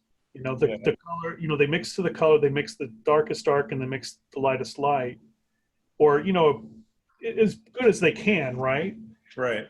And I really try to get students to do that. I have the model wear high contrast clothing and very simple clothing, usually a t-shirt of some kind or simple top and pair of pants, and so that they can see, yeah, those pants are black, but look at them with this light source.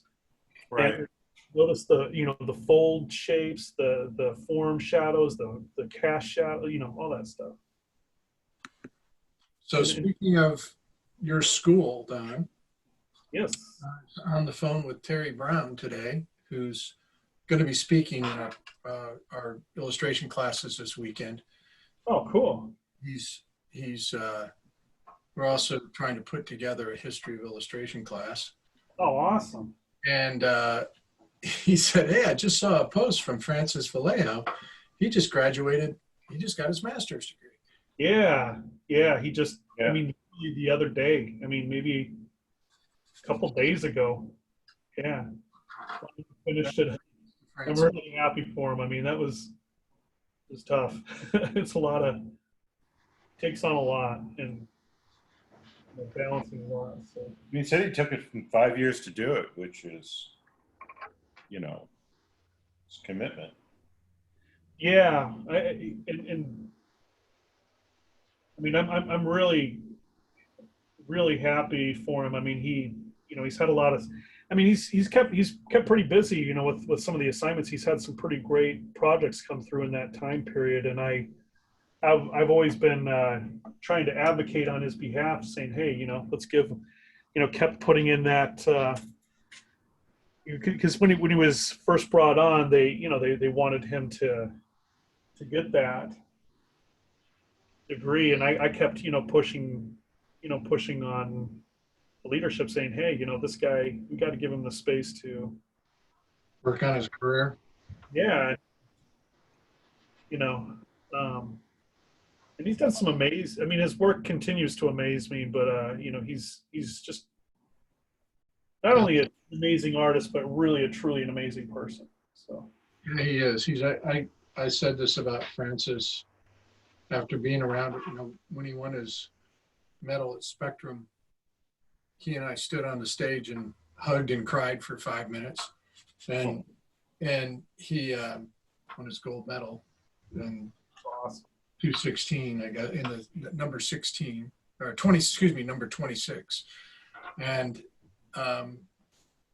what I remember thinking, and I remember saying this to him, and I've said it to a lot of people, I don't think I know anybody that's bettered themselves more than Francis has in so many different ways. Always been a really nice guy, but he's just so focused on improvement, and he really has impressed me from when he was a student to what he's doing now. Just to himself in so many areas.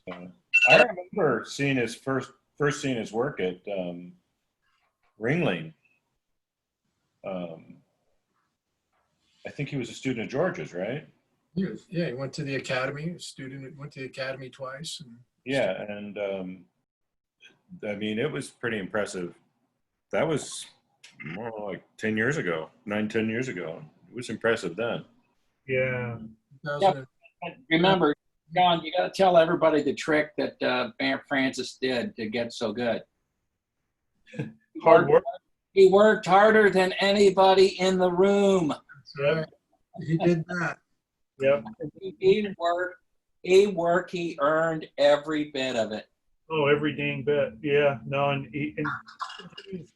that's the thing. Is like you were saying. I mean, I can't say. I mean, his work is amazing, but also the thing that he also stresses is he's the consummate professional, and he really takes. You know, he's working over the entirety of a composition when he's working on a painting, but he takes that same approach to his life as a professional. I mean, he's responsive, and all those kind of finer points that you have to have when you communicate with a client. I mean, and yeah, can't say enough good. Yeah, I mean, he had, but he improved himself as a writer, as a communicator, just doing everything. I mean, he really worked hard in all areas. And I was just always like to point that out about him because, there's no doubt he was a hardworking student, but he's gone the extra mile in a lot of different ways. Oh yeah. Yeah, I'm honored to work with him. I mean, it's been great, and I have you to thank, John. I really appreciate it. In all seriousness, so It's nice of You guys are in Detroit, right? yep, up here in Detroit. So it's at CCS. So Yeah.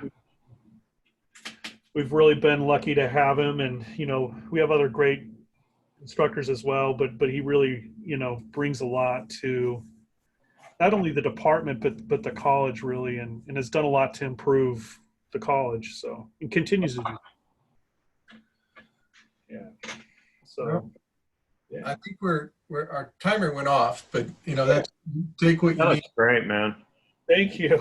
That's really good. I was checking out Chris's too. That's really gorgeous too. Like, Oh yeah, that's looking great. Thank you. Cool. All right, let me bounce great, around. it's not Cousteau. It's And so Vanessa's not going to join us. Let's see if Dale's come in here. Dale, are you in here? Come on, Dale.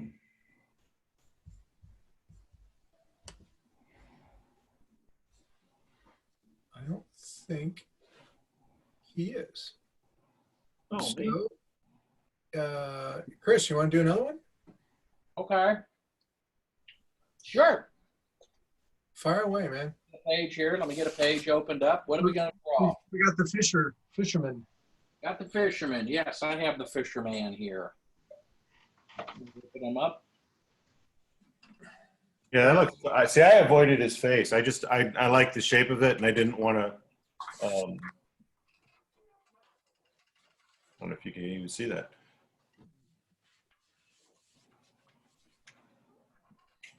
Don, if we want to, we just sit here and watch Don for another hour. Shoot. Yeah, I'm good with that.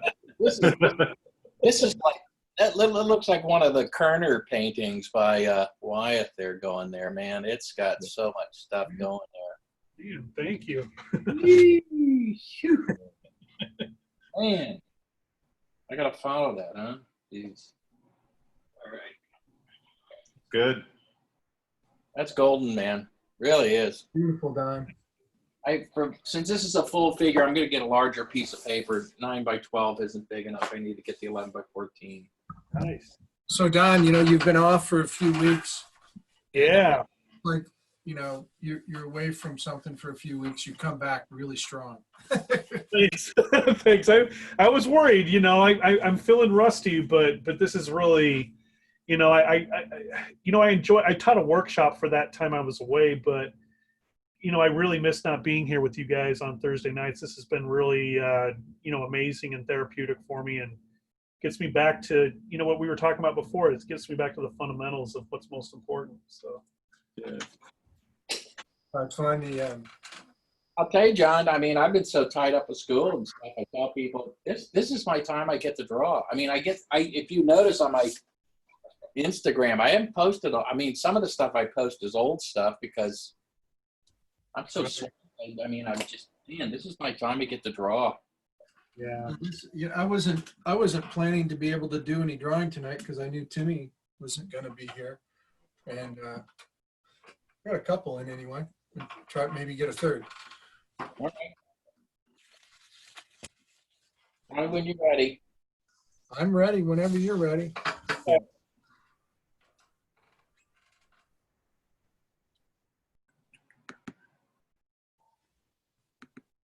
We're like a German train tonight. We're way ahead. Are we? Cool. Get Timmy out of here. We're on time. Yeah, no more Timmy minutes. All this messing around.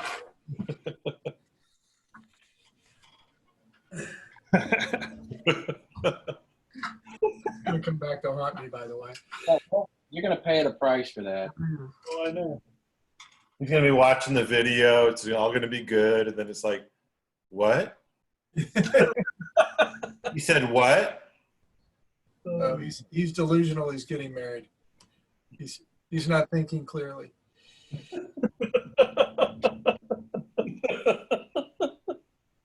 And I'm so I mean, I'm really happy for both of them. I mean, Gianna is phenomenal. Yeah, they're. Yeah. I know who got the better of that deal. No doubt. Usually works that way. Yeah. Yep. Mongo get married. Yeah.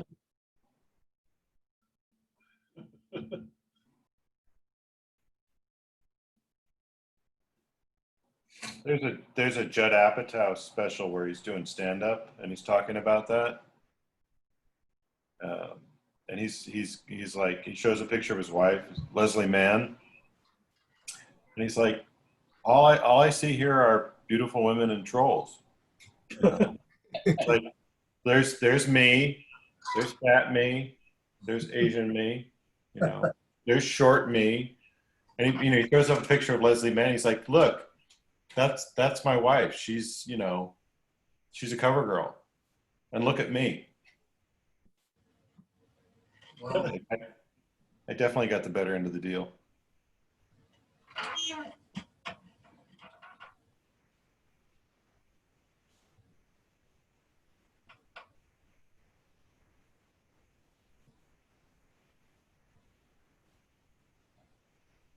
So, Chris, what was it about this fisherman that you liked?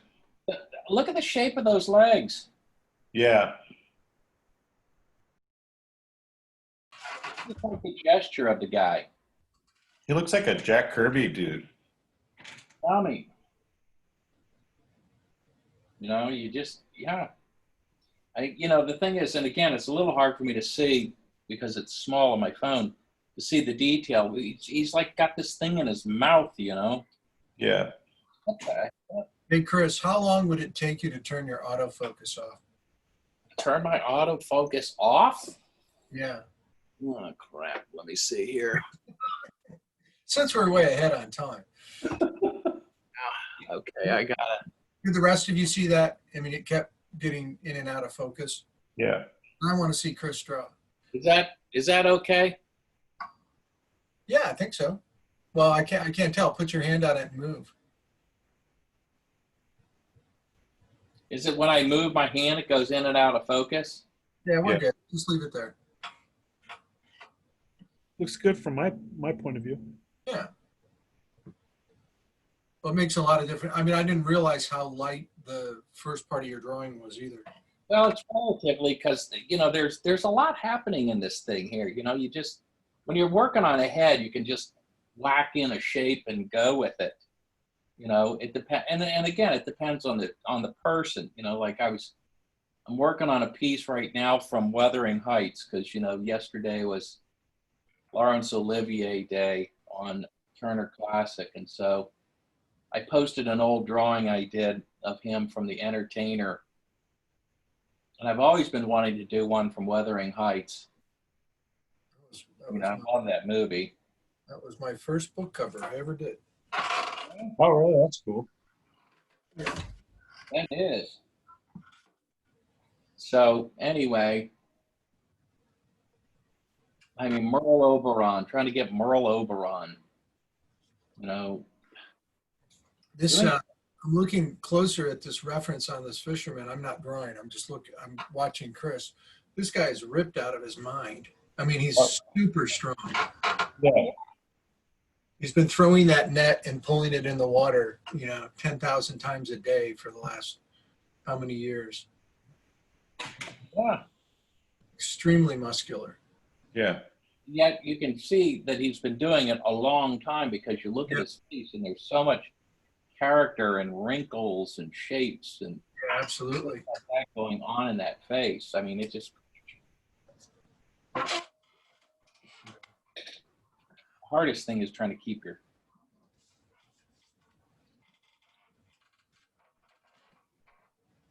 and again, his eyes are in shadow, and I can only imagine that he's looking up and to the side there. I'm just making that part up right there. Trying to get that piece of that jaw coming down in there.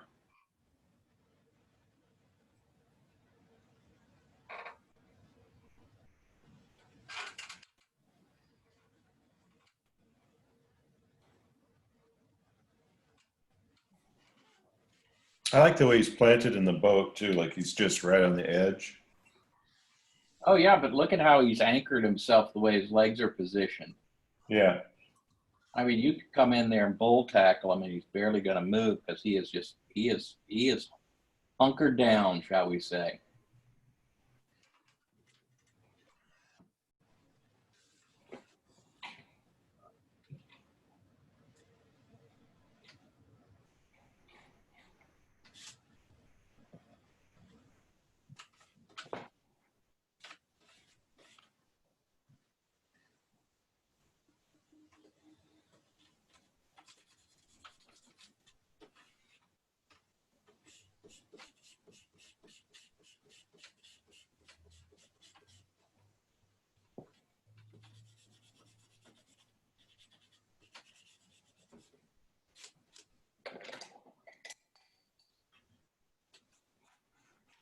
All right, let's get this guy.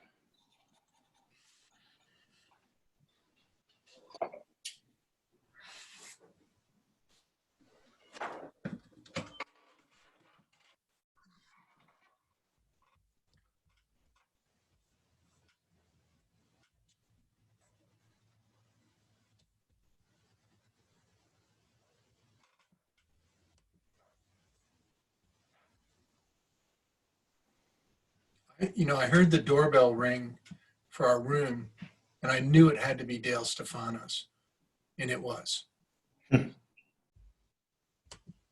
Hello, Dale. Hey, Dale. The Enigma.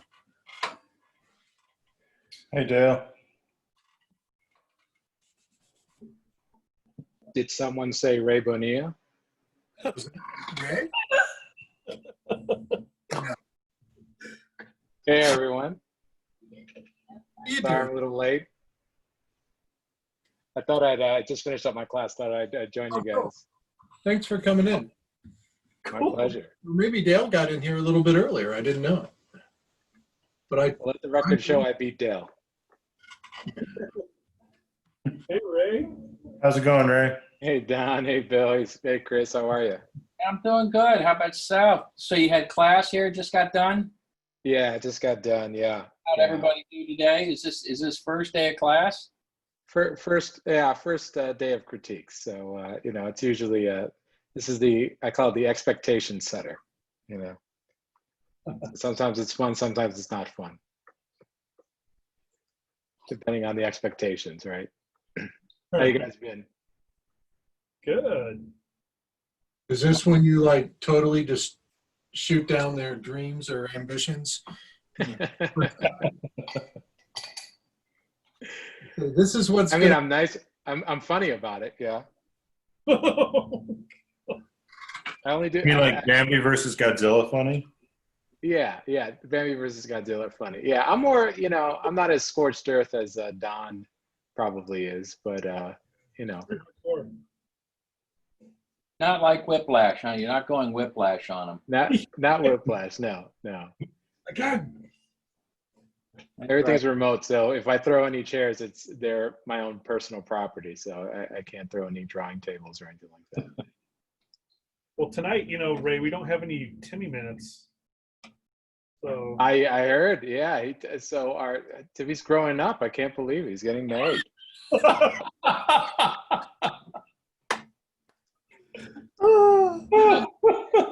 Hey, Well, next week, we now officially call him Tim. Oh no! don't forget.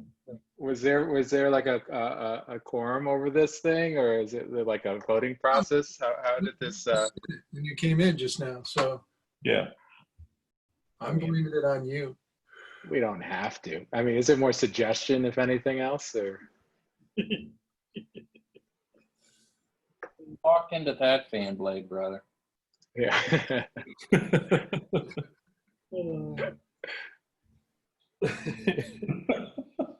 Control. How many minutes are we into this thing? Should I Yeah, you should. What about jump in? as long as you need?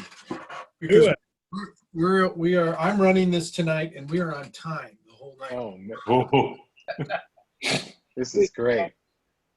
you're gonna hear about that too. This whole thing is turning out to be like the Andy Griffith show when they all seem like they could get along fine without Aunt B. So does that make John Don nuts? No, he's Andy. Oh, he's Andy. Yeah, but that makes Timmy Aunt B. So That's what I mean. I'll be Otis. You could pull off an MP, I think. I believe. I have faith in Timmy. I think I would go for that class. I want to be Ernest T. Bass. There you go. Ernest T. Throwing them rocks. Throwing them rocks. That was his line. He said, "Look at me, I'm Ernest T." God, what does that make me, like Goober or Gomer? Yeah. There we go. That's not really a good thing to be stuck with. Do your imitation of Cary Grant. Why? I mean, it's a voting process, so I mean, we could be whatever we want. I mean, Timmy's not here, so. I always love that line out of it, He could do Cary Grant and Picnic. Tell him. He goes, but Cary Grant wasn't in Picnic. That was Bill Holden. I can't do Bill Holden.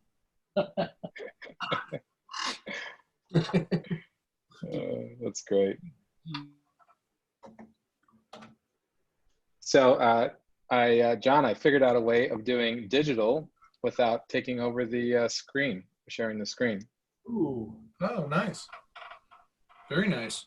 So I would be more than happy to share that, since you're the tech guy. Go ahead. So you basically run. I'm running my iPad through OBS, which is like open broadcast software, and you could basically run it as like a virtual camera, and Zoom will read it, no problem. Oh, Good to know. is that the name of the? I'm totally ignorant when it comes to this. Is OBS the name of the app or something? Or? Yeah, it's a program. It's like, I think it's like open source broadcast software. Oh, okay. Ray, when you described that, you know what it sounded like to me? What? Whoa, whoa, whoa, whoa, whoa. Yeah, I was pretty much there too. I've been known for my I tend to mumble slightly, No, it's just I don't understand that computer talk. Come on, Chris, you're state of the art, man. I don't dig them pooters. This is actually really, really simple to do, which is why I can't. which is great.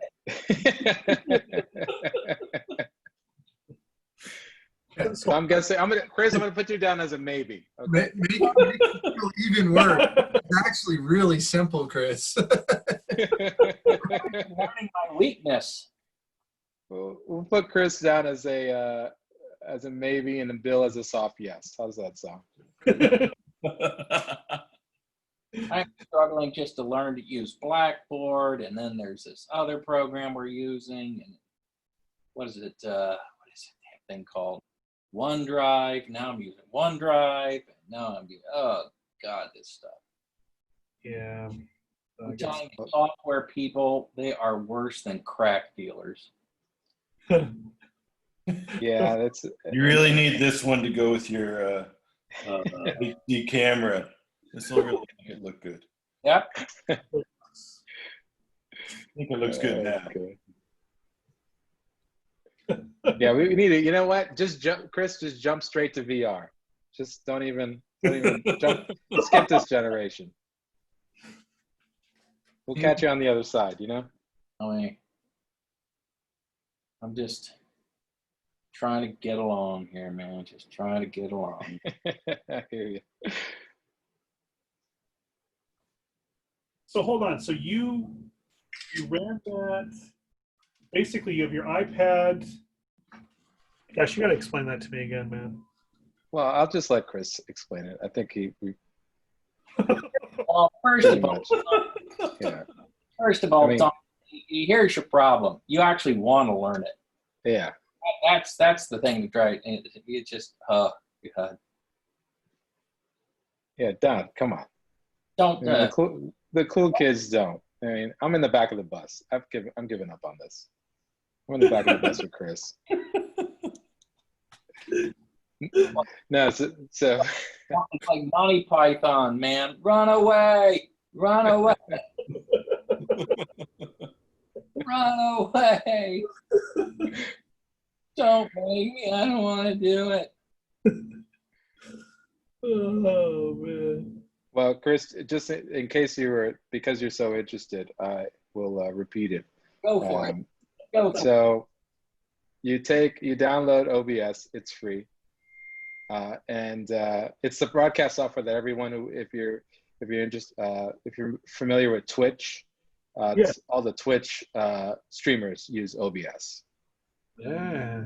And so you could hook it. You could do entire like multicam things, all these crazy things. But what you can do is if you take your there's actually a software.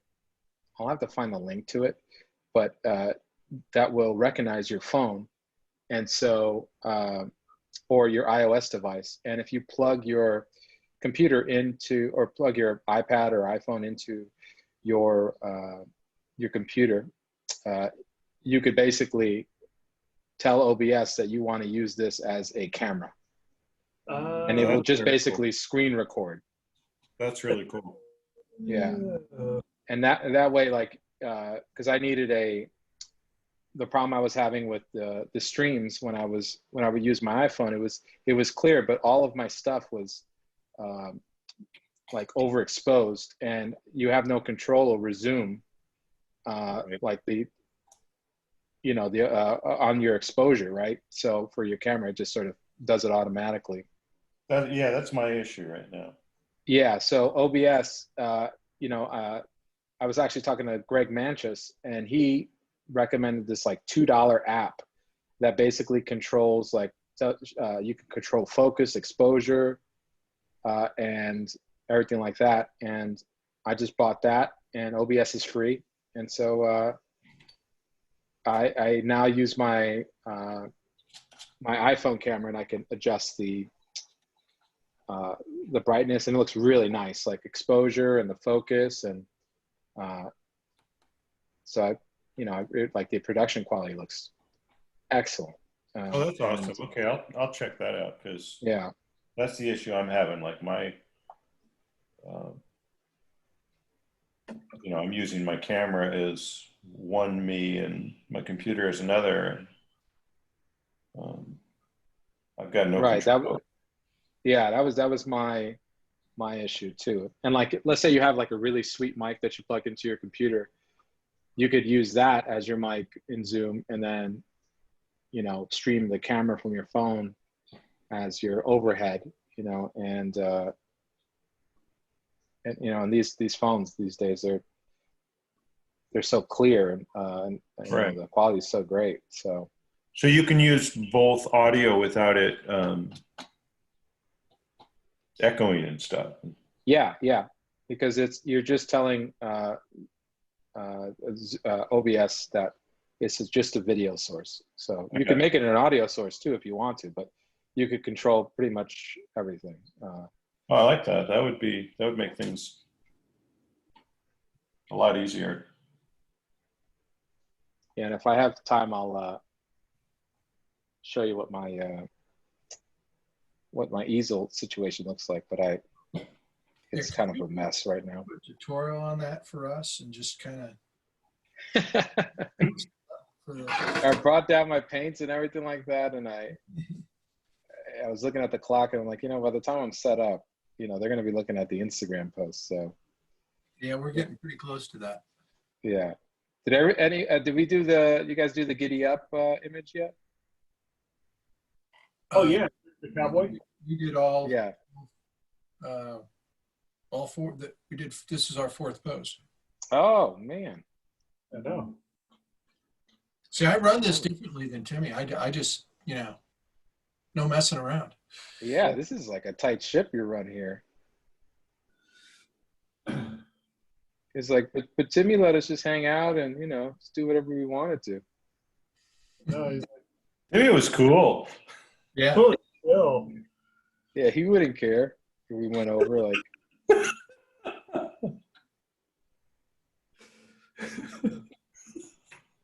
Do you think Mary Timmy is gonna?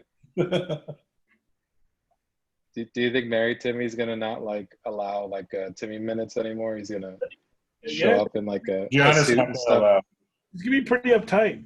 Yeah. Yeah. Yeah, Giannis not gonna allow Timmy minutes. I think the thing of the That's- past. I got to say, as Ray was talking about it, just because I was in the same situation, I'm just Yeah. getting set up. I tried to download that OBS thing and figure it out, and I don't think so. Jeez. It's I'm counting on you to tell me how to do it. It's really easy. it's OBS, right? OBS. Yeah.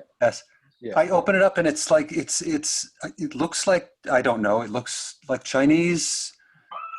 Yeah. I think I just became like a one of those bot zombie iPads that's going to launch some kind of virus into the rest of the world. Thanks, Ray. Well, that could be one of so there's two versions two download links. That's one of them. And then the one I use is the one that works. Very, very different. So Ray, have you had this conversation with Timmy before? Because he presented this to me, I don't know, a month or two ago, and he said you gotta learn how to do this because you can stream any camera and use use like a any SLR camera. Right. Oh wow! Yeah. So I haven't talked to Timmy about it yet. Unbelievable. Yeah. Oh jeez. So you could use it like any SLR that has like if you have like an HDMI output and like a converter for your camera, you're good to go. The only problem is a lot of the cameras have 30-minute time limits. Yeah. The ones that aren't built for like video, and so they'll turn off. But if it's less than 30 minutes, man, I know there's some people that rig it up with like rubber bands and faking making the camera think that the battery's open or something like that. There's the timer, Chris. Take all the time you need. I think we got enough here. I didn't get the stripes of the shirt in, but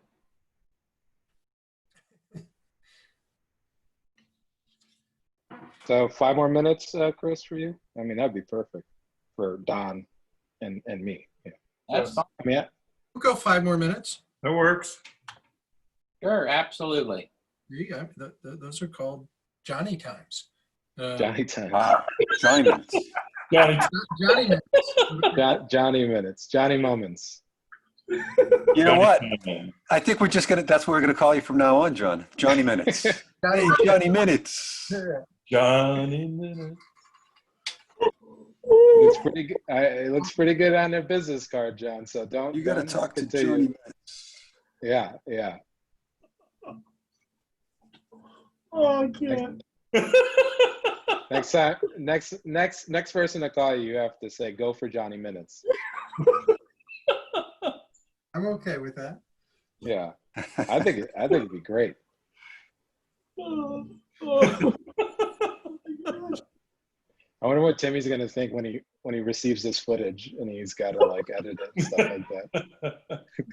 Yeah, Lee, this is what happened. I can hear it now. You guys got done on time and everything worked, except we can't ever post this video.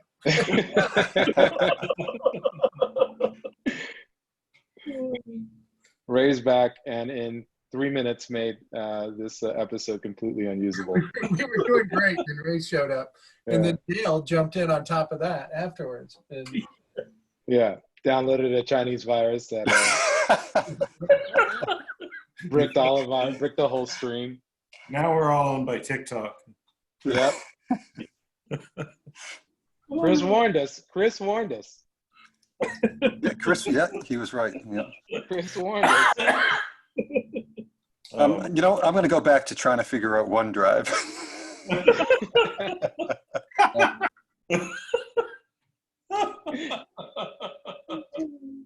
Oh. No, these guys. I'm having a hard time breathing. You guys are cracking me up. I'm kind of keeping track of the audience and everything, but 18 people have left in the last 3 minutes. So. Probably not that. It's probably a weird coincidence, right? Yeah, you're welcome. Yeah. Oh. I'm just kidding. Actually, we're holding strong. Oh. By our fingernails, but we're Great, holding Chris. strong nonetheless. Those are the people that don't come back on day 2. No.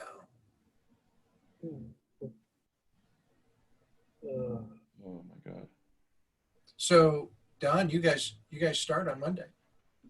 Yeah, Mondays, 31st, we're getting, it's that big push towards that, everything right now, so.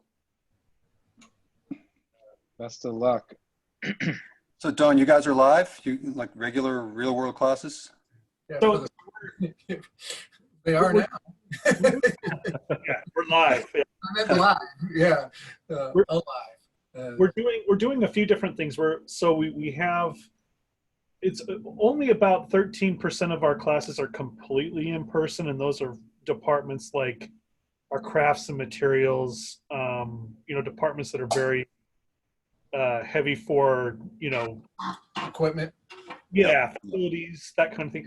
And then we have about 35% that are completely online. Our liberal arts department is completely online to free up space so it's safe from a social distance standpoint. And then probably about 35%, probably 40% are a hybrid that rotate between in-person and remote, so kind of a blended approach. So hopefully, fingers crossed, it all works out. But I think so far, for example, a figure class, which we typically have 20 students, we're doing an A roster and a B roster. So students on the A roster come in for the morning half because they're 6-hour blocks, right? And so students will come in for the first half, and then the B roster will come in for the second half of the day, and then there'll be obviously outside assignments like you normally have, right? So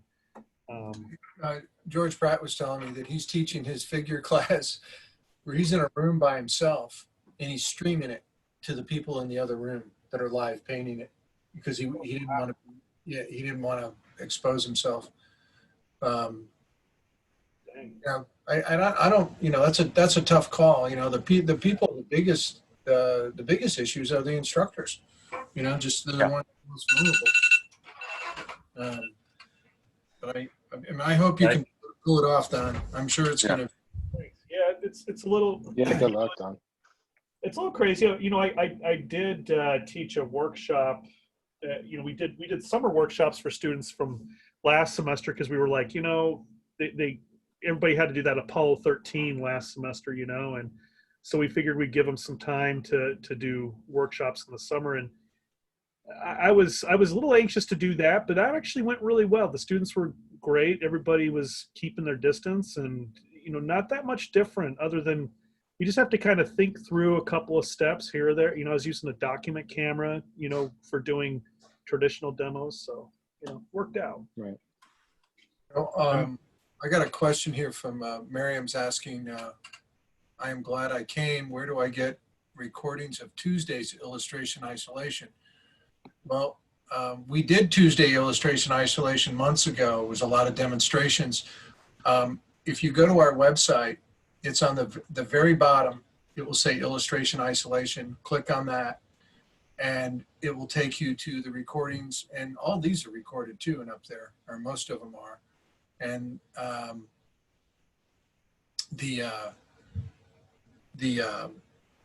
all the demos that we did in March and April and May are all up there. Chris and Dale and everybody else that contributed.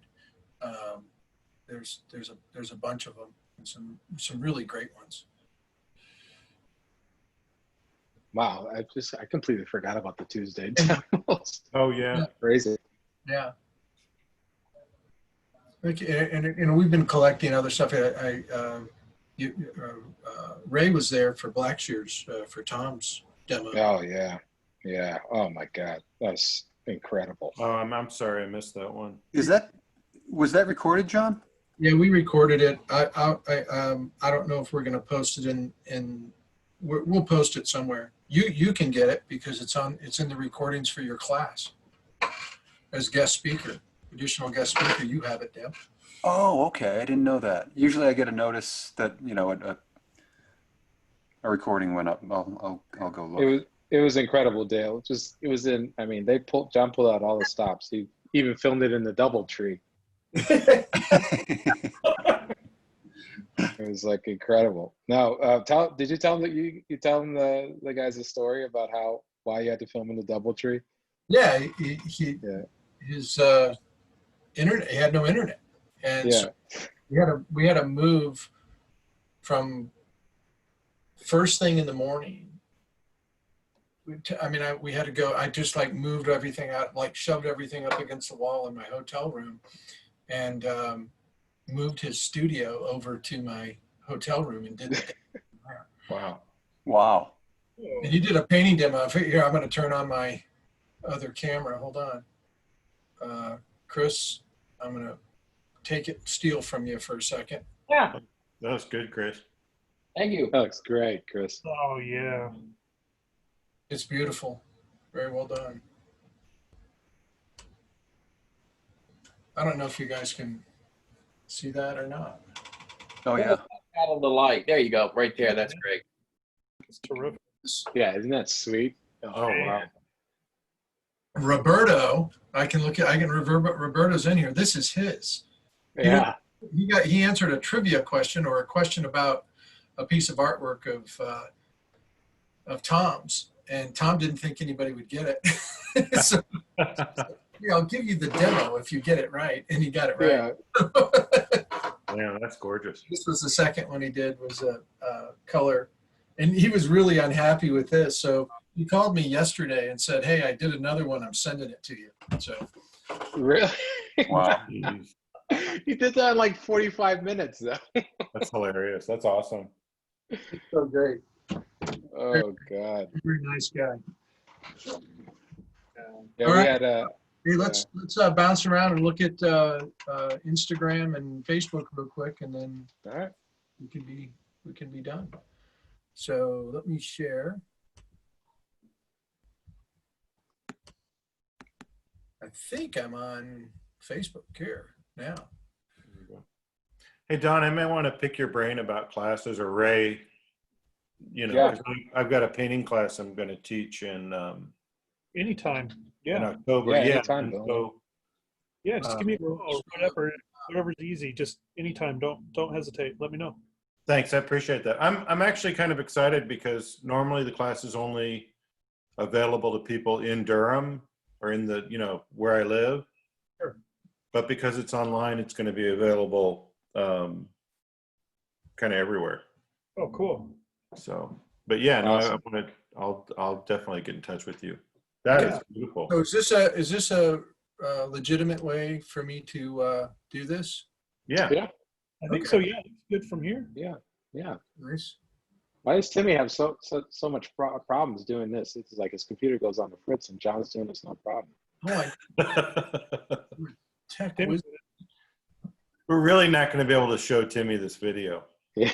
I mean, or you're not coming back. John, someone is suggesting you refresh your Facebook feed. Oh, because yeah. Okay.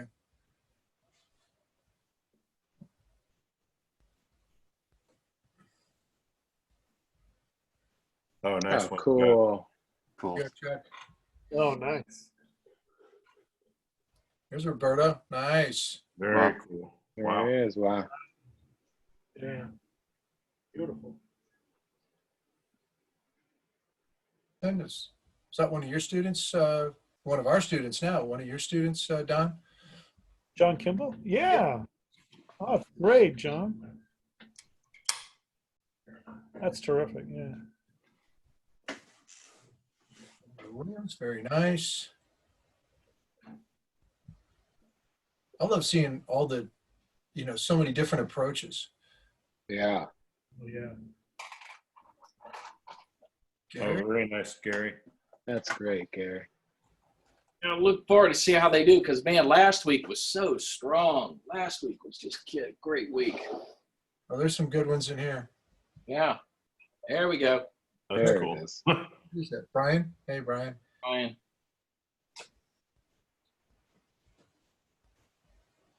Nice one. It's Felicity. Yeah. Jeez. Yeah, that's really good. That's cool. Doug Bell. Looks so Nice. good. Nice.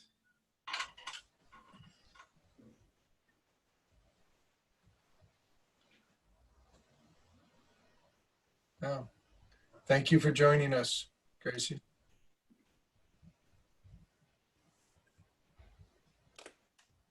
Here we go. Back to where we started. And you know what?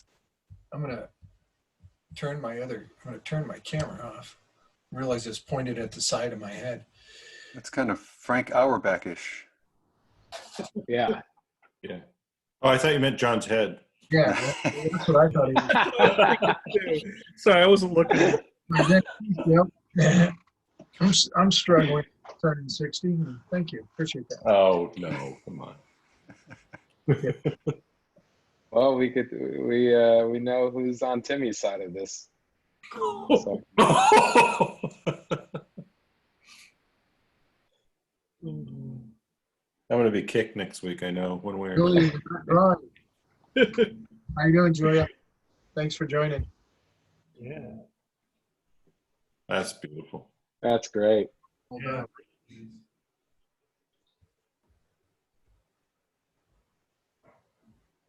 Yeah, that was a great photo right there. Yeah, it is. Yeah, that's a great one. That's great. Especially the way Timmy describes, I'm sorry, the former Timmy describes his His his dad. father is, what did he say? His family was built to push rocks up hills or something like that? Yeah. We were rock flippers. Yeah. I really wish I met that guy. He sounds, Oh, he was amazing. Yeah, it sounds incredible. Yeah. I met him once. He's very nice. Very nice guy. Big influence on my life. It's nice. Rebecca is now known as Felicity's mom. So, Yeah. I think that's what happens when you have kids. Or when you're related to someone famous. Yeah, that's the. yeah. There's a sports announcer.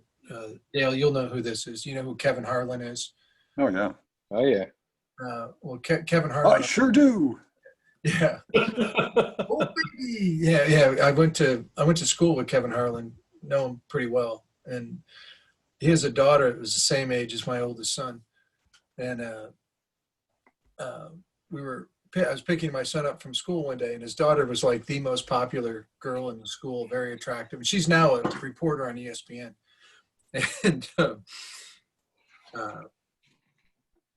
I saw Kevin pull in the line to pick up, and his daughter was a year older than my son. And so my son was afraid to talk to her.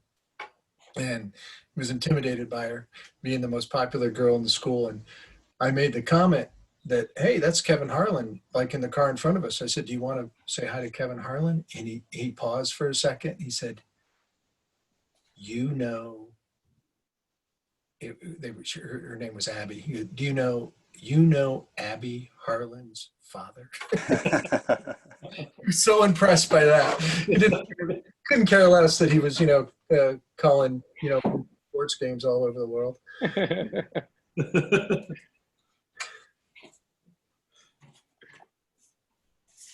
That's great. That's cool. That's really nice. Yeah, it is nice. Oh, that's great. Yeah, like the cowboy. Yeah. Really nice. Good one. Wow, that's excellent. Yeah, it's great. Great likeness. Yeah. The Yeah. simplicity of it was great. That's fun.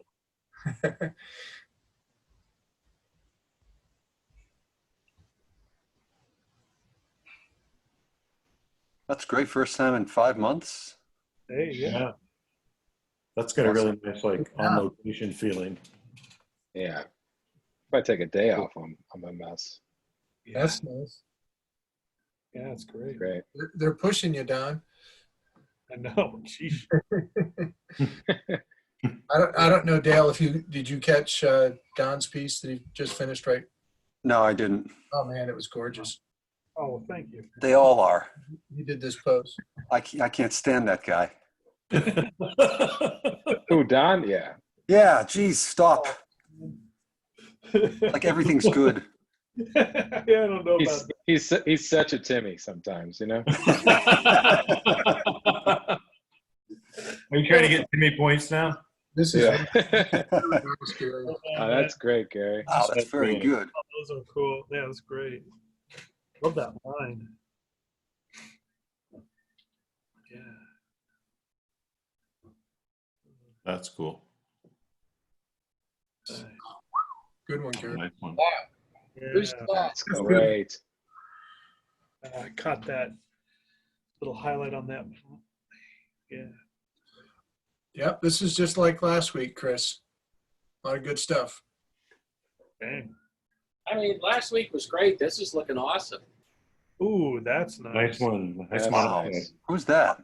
Randy Brandon Switzer. Switzer. Is that like a monotype? Yeah. Monotype. Wow. Love that. Doing monotypes. Dang. Who's going to do the first sculpture? Yeah, Yeah, I know, right? I can hear it now. We have to show my piece in VR. Yeah. Oh, man.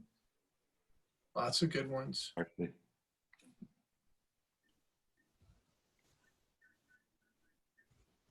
Brandon, good job, Brandon. That's cool. Brian. Chris, oh, wow. Wow, that's really cool. That's cool. Chris, somebody's asking what kind of pencil you're using. What I'm using, Yeah, Glenda Rogers is asking. it's basically a Prisma colored pencil, chestnut. So you're saying if we all used chestnut, our stuff would look pretty much like yours. Absolutely. All right. Dale, well- it's a decoy pencil. Don't trust Chris. Oh, yeah, it's the secret. That's right. Dale, you'll get the color right anyway. You know what? That probably wouldn't even happen. Yeah. Nice one, Rick. Oh, those are cool.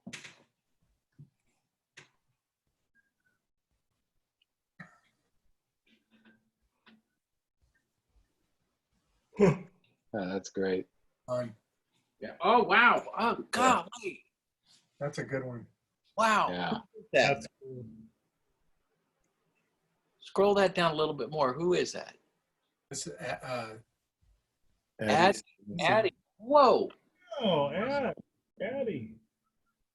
very nice. It was like a page out of the famous artist course book or something like that. It's awesome. Ooh, Wow. another good one too. That's great. Yes, that's great. Beautiful. Great. Great likeness. Felicity's mom again. Yep, Felicity's mom. Oh, And hey, Felicity yourself. love that color. Who's that? Andrew? Oh, nice one, Andrew. Nice. Yep. Ooh. Nice. I should just refer to Roberto as owner of the Tom Blackshear demo. Or he who shall not be named. Okay. Oh, wow. Yeah, That's those are really beautiful. great. Yeah. Wow, yeah.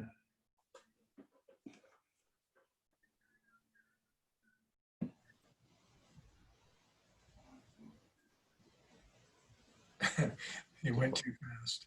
It always does. Oh, that's cool. It's fun. Nice. That's fun too. I like the blue in the face. Yeah. That reminds me of Jim Lujan drawing. Don, Sherry has a question for you. Do you keep your gouache in a palette or use it squeezed from the tube? Boy. You know, I got this fancy palette a while back that they're like little wells. I'm using acrylic gouache first of all, and I sometimes let my gouache dry out in cakes like it does with my watercolor. But with this, it keeps it.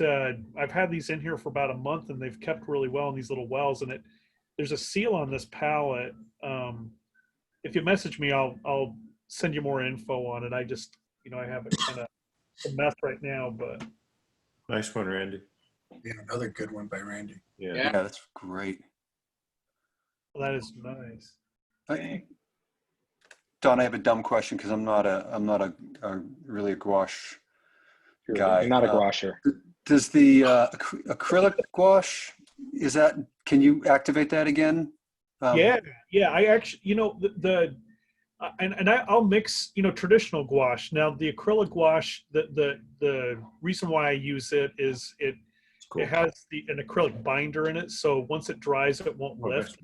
Traditional gouache does, Yeah. And so I'll use it in these instances, but yeah, I'll mix my gouache with watercolor. It dries and it reactivates. The traditional gouache does. Oh, okay.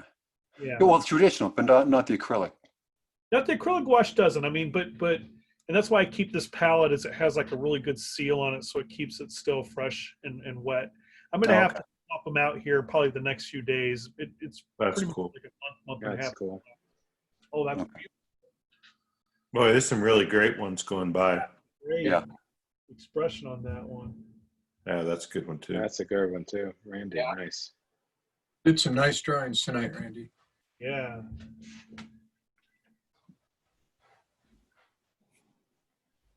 Becca, that's nice drawing. Yeah. Oh, that is good. Really good. Very good. Very fun. Oh, that's Oh, I awesome. love that. Nice. That's like the drawing of the night. So cool. That's great.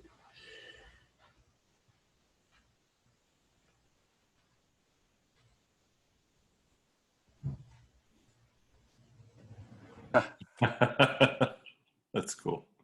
Okay, so now, oh, look at that. Nice, Bill. Hey. Who Nice. thought that was from a mile away? Oh, wow. All right, cool. Thanks. Jump over here. Give me a second. Instagram. Instagram. There's not as many on Instagram, so we'll go through that pretty quick.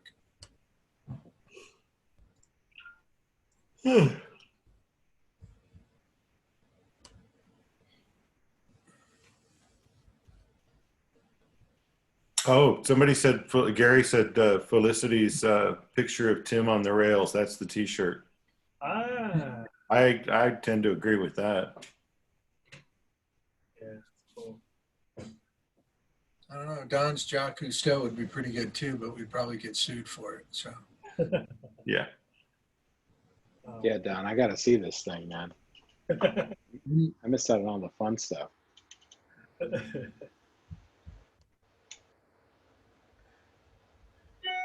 That's cool. start there because we've seen the others. Nice one. Yeah, that's great. It's cool too. And that's nice. Yeah. There's Chuck's. Yeah. Get them I all like the girl. on the page. Yeah. That's interesting. Yeah, that's great. Wow. Yeah, those are good. Tyler the Illustrator. There you go. I like that. The branding. Yeah.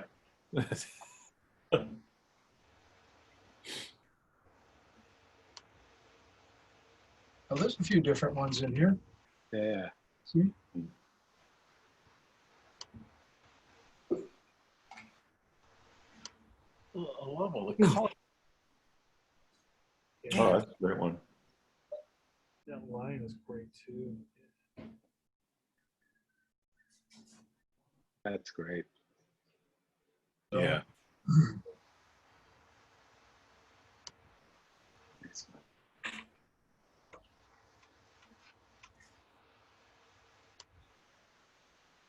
Man, I missed out on some good stuff today. I gotta come early. I'll let Dale teach my class for me. Just send them here. Yeah, it's Great drawing night, guys. yeah.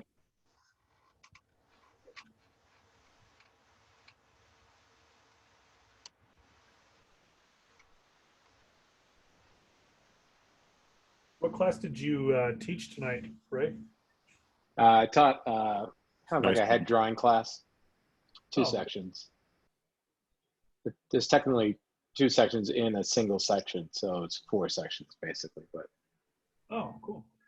yeah, a lot of talking, a lot of drawing, but You got Ray's got another head drawing class he's committed to with us. Oh, awesome. yeah, we're doing head painting or head drawing. Head painting. Head painting. Yeah, I'm super excited about that. Oh, that's Super excited. Yeah. Where do I sign up for that? Yeah. that happened. www.obs. Click the Real version. North Korean link. Right where the for the Tom Waxer sale. Yeah.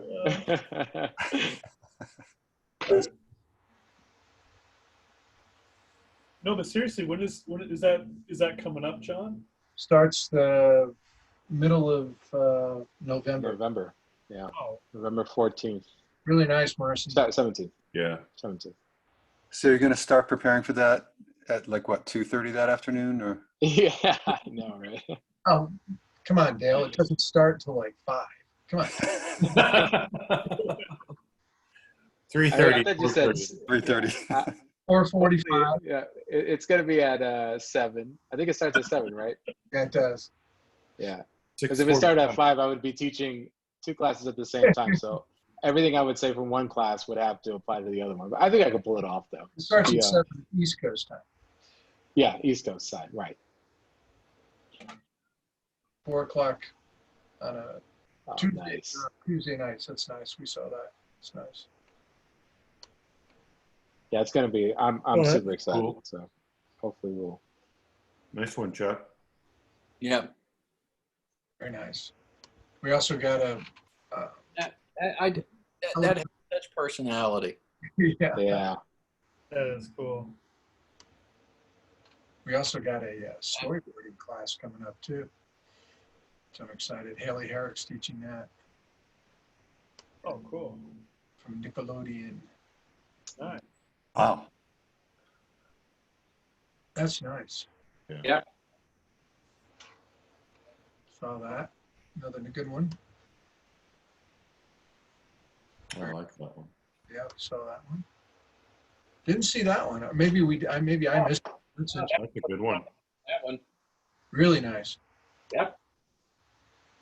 Yeah, we saw that with Randy. Randy did some killer ones tonight. Yeah.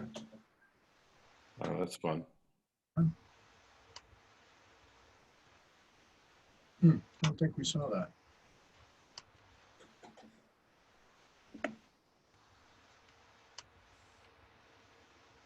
We go check.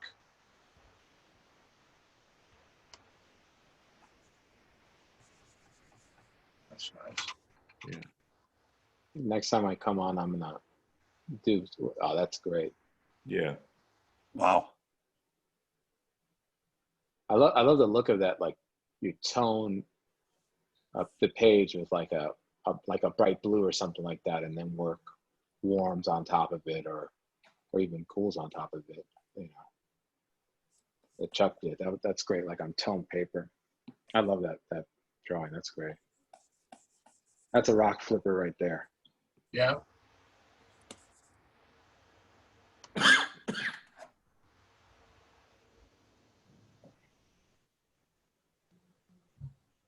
Dale, I know you're a sports, and I know Chris will get this. I don't know. Any of you remember seeing pictures of Rocky Marciano? Oh, God. Oh yeah. Oh, yeah. If you ever look at that guy's like arms, his forearms and hands, Oh, God. and Oh that's yeah. Totally. how Tim was built. I mean, he Oh, no kidding. had the biggest hands of anybody I'd ever met. I mean, it's just, Wow. Brent Watkinson said, he said it was like shaking a foot.